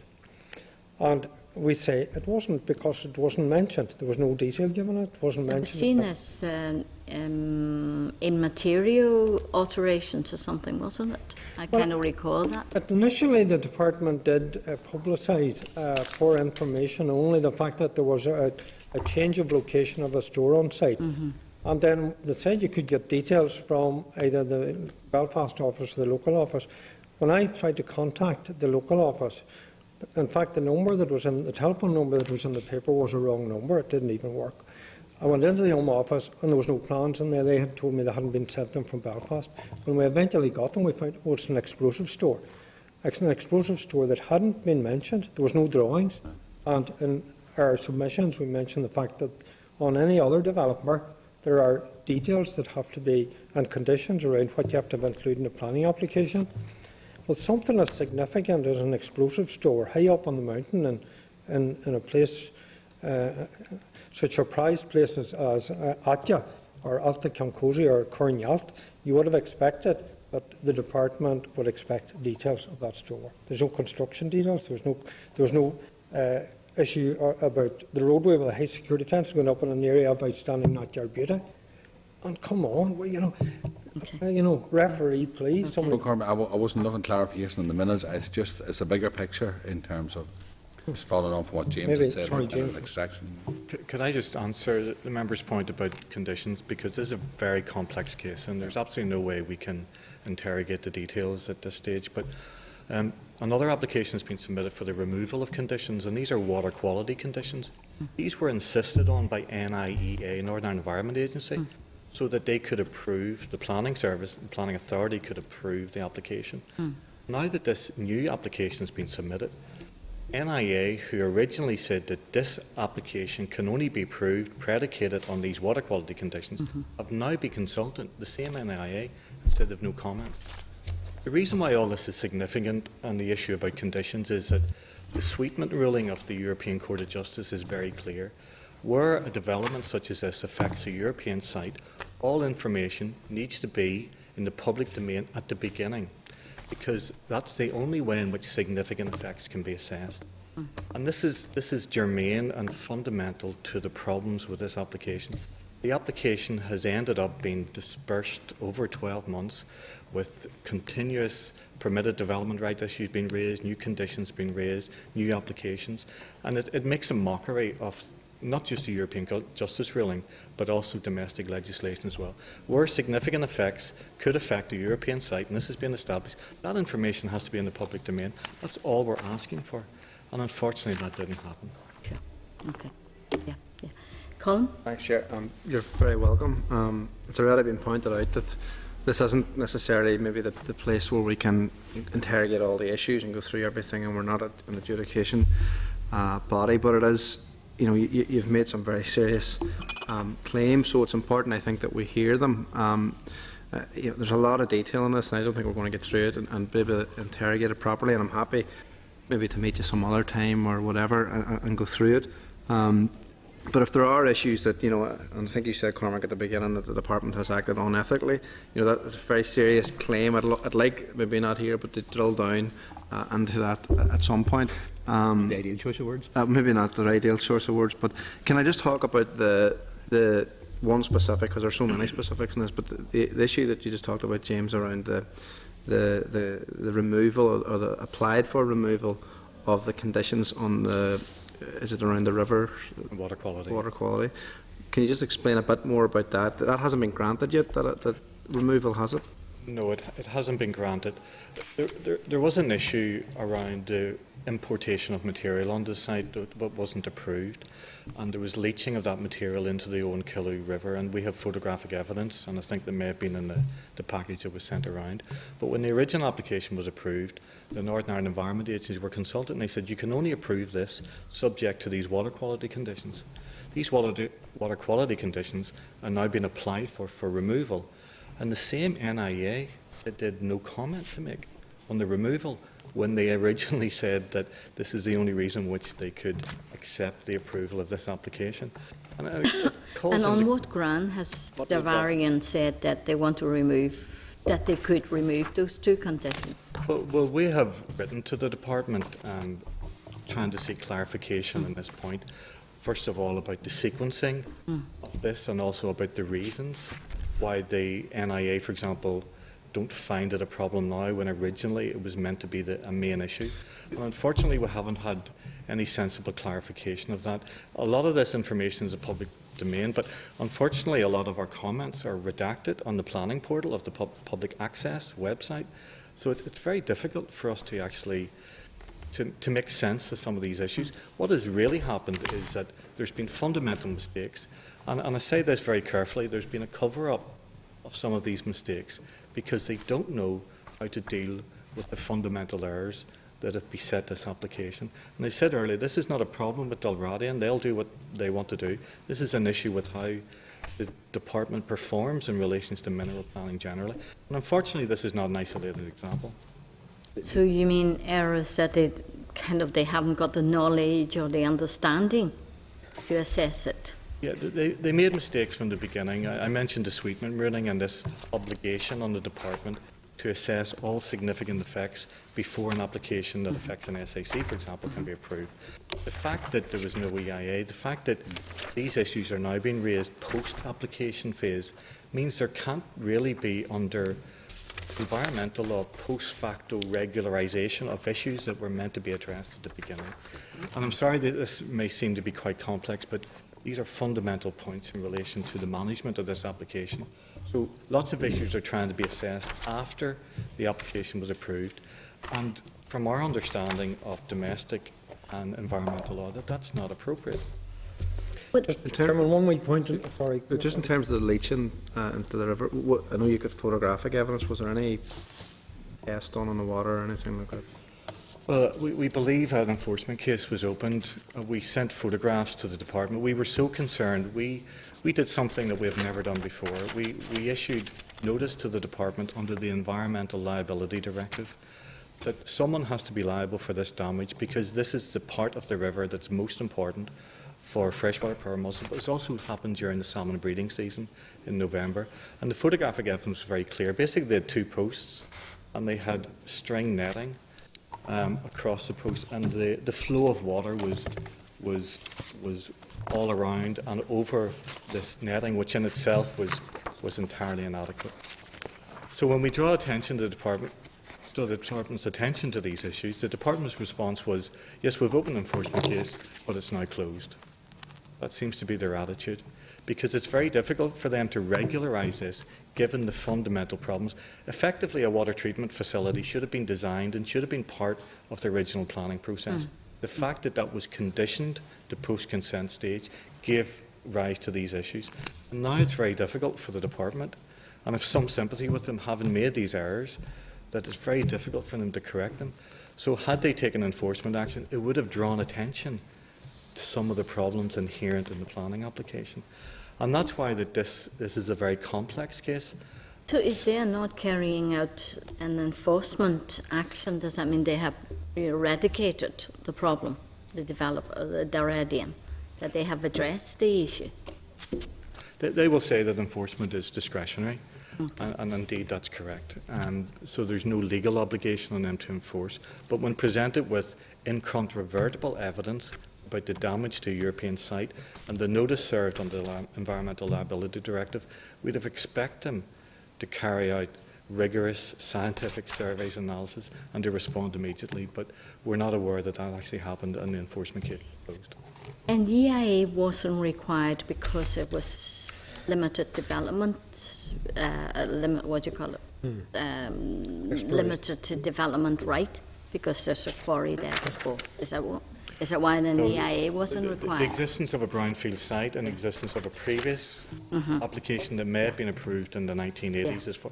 This mine has been redundant for a very long time.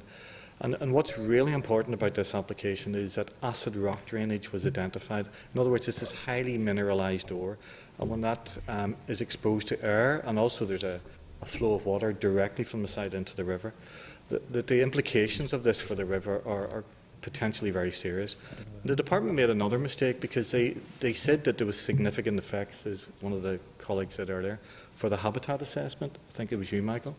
But then they did the EIA assessment. But what happened locally, and Dalradian were orchestrating this, was a very effective campaign to say, open the gold mine, but don't have an EIA. So most of the correspondence and consultations, and what surprised me was that environmental lawyers must have been training the Gorchin community and when an EIA screening was necessary and when it was appropriate, because there was a level of detail in the consultation which was again very, very surprising, and the department unfortunately backed down.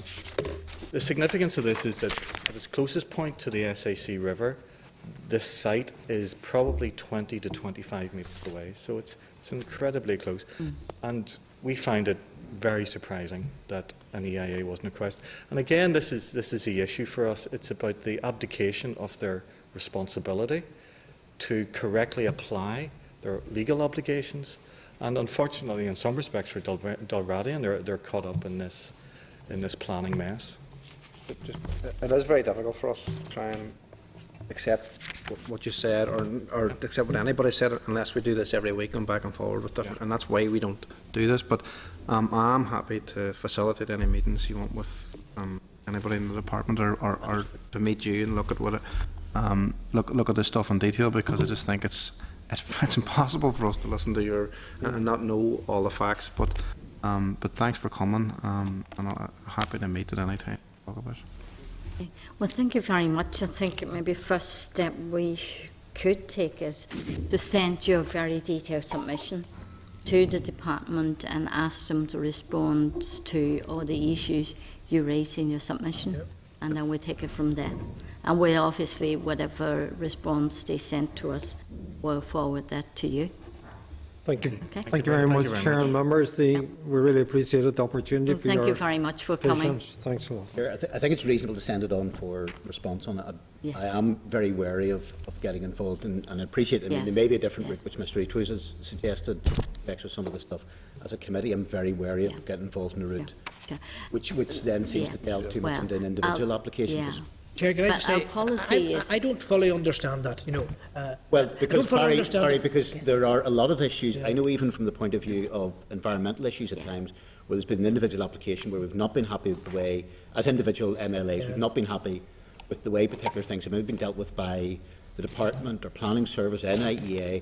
Now, there's a lot of those, and quite frankly, if we were going to be doing that, you're then going to have a situation where you're prioritising some of them, ignoring a large number of the rest on it. And it is just, to be honest on it, I don't think as a committee we can get into, certainly as a committee. I think there are other routes and there's been one suggestion of how some of this can be dealt with, that can be dealt with if you get into individual applications. Quite frankly, we could be meeting 5 days a week in relation to this, or alternatively you're going to be saying, actually, that's one we're going to tackle. Actually, to be honest, we don't particularly regard that one. It's just, from a point of view of principle, it's the position that we as a committee have taken, and I really think it's going to... Now, I have no problem, if there's obviously specific issues being raised, I think the appropriate route is to forward it on to the department for a response, and I suppose consider what other action. I'm just very wary of getting into a situation of individual applications via the committee. There are other routes which maybe that could be tackled. But it is the committee's policy not to deal with individual applications, but if it impacts on policy, then we have a road to look at, policy of the department. So we'll wait a response from the department, and certainly we can discuss that further. Sorry, Lord Chair, I mean, there are some issues that have been raised here today that I too would have great concern about. I know that there has been a document held up where there is considerable redacting. Now, redacting can be for a lot of reasons. Nevertheless, I personally don't like it. However, there are issues around policy there that I think it has been raised, and I think that that is something that we can really do in relation to this. And I have heard some things today that I would really be concerned about, but I do accept that it's very difficult, and I think the folk that are here today take that point, that we cannot go into every individual case, because quite frankly, we would be sitting here now to Christmas Eve doing a whole lot of individual cases, and that is not our role. But you certainly have raised issues that I think merit and deserve some answers to. If I could just very, very quick respond to that. In terms of viewing this as a single planning application and not getting into the detail of that, I would ask the committee to maybe take a different view on this and actually look at this in terms of protecting a designated ASSI, a designated SAC, and look at it in those terms, because it is a committee's responsibility and the department's responsibility to afford those sites the highest level of protection. And unfortunately, the planning side of the department doesn't seem to have carried... Again, that can apply to a number of planning applications. I've had ones where I've thought in my own constituency where I would have concerns over what is being done in that regard, and I really just think it places the committee with the best will in the world in an impossible position depending on the individual. But there are issues which have been raised in the correspondence which I think we need to get answers to, but I really just think that's a... Well, we'll look into it, and we'll wait for the response of the department before we see how we moved on. Okay. Thank you very much indeed. Thanks very much. Okay, members, do you agree we forward the then submission to the department, then maybe ask a few questions as well that's been raised well, they have questions and let's ask them to comment. Okay, members, we moved on then quickly to correspondence at page 207. You have correspondence listed there. Members, are you content to agree with the suggested actions? Okay. I presume Chair, I presume 15.4 is also to note, because just everything else is just outside of it. Just next meeting is same time next week, and just we'll circulate round about the proposed visit then to Scotland, and people can respond. Chair, it should be on the basis then of we're still going ahead with the committee meeting that week. Yes. That would be seen as a visit. No, Chair, Chair, if it's on the basis, I would support the proposal. We made a proposal thing that if you're going to have 2 or 3 members away, that's one thing on it, but it shouldn't interrupt committee business, and I think we should be carrying ahead with the committee. If you want to go along to that or take a couple of people with you, that's fair enough, but I think the committee should still be meeting on the 19th. Well, it is a committee issue because we want to support the first ever Environment Week. Sorry, Peter, let me finish. We have never had an Environment Week. And I think I'm very keen, as a chair of the Environment Committee, to sponsor an Environment Week involving school children, community groups of voluntary sector. This is a fact-finding visit to Scotland to see how they do it, to see the benefits of it. So I would see it as committee business, and I want to go there on the Thursday. as a community visit. And hold on, Peter, please. Would everyone invited to go? And I understand some members may not be able to go. That's fine. We've always have visits, and it's open to members. You know, if they're available, they can come. But that is a committee visit, not just. Well, Chair, that's not the basis on which it was agreed earlier on that. With respect on it was agreed earlier on that this would be on the basis of people going to it on the basis of limited numbers, but that was not on the basis of saying that the committee should not meet that week. On that basis, now can be the committee. Various members of the committee can be in different places at the one time. Peter, we've done so many times. We have visits on Thursday. That is seen as a committee visit. Well, and with respect, all the other committees do that. And with respect on it, we have also indicated in relation to this that this should be a very limited number of people going, because I don't see the need for a large number, and that's what basis what was. Peter, it's not and with respect, it's and with up to respect, other members Chair, to say whether they want and with to go. respect, Chair, that was what was agreed earlier on. No, I have not agreed to that. Well, sorry, you may not have agreed to it, but the committee has agreed. No, let's take a vote then. Let's take a vote on that. I didn't think we had to agree to it. Look, what do we normally do? I think is probably the best.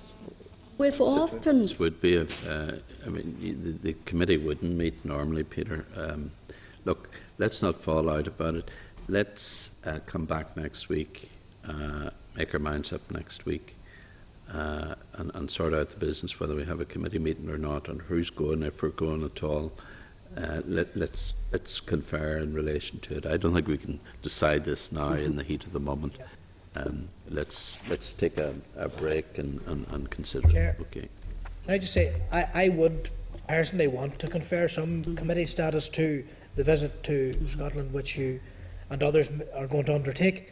A compromise might be that if there's necessary business, such as correspondence, to be dealt with, we could convene a special meeting on the Tuesday or something like that, if that is. Yes. Maybe that's not possible. But Barry, we've done that many times, and other committees have done that. We just then bring the correspondence to the following week. Well, I would be the Employment and Learning Committee is going to next month going to Manchester for 2 days, looking at various institutions. Sandra know that institutions about SEND children. Chair, I think we just reflect on this, and I think we better not put in these matters to a vote. Let's try and arrive at some sort of consensus. Okay. I think that's fair. Voice of reason. Voice of reason. Yes. Yeah. I don't know what I didn't hear long enough.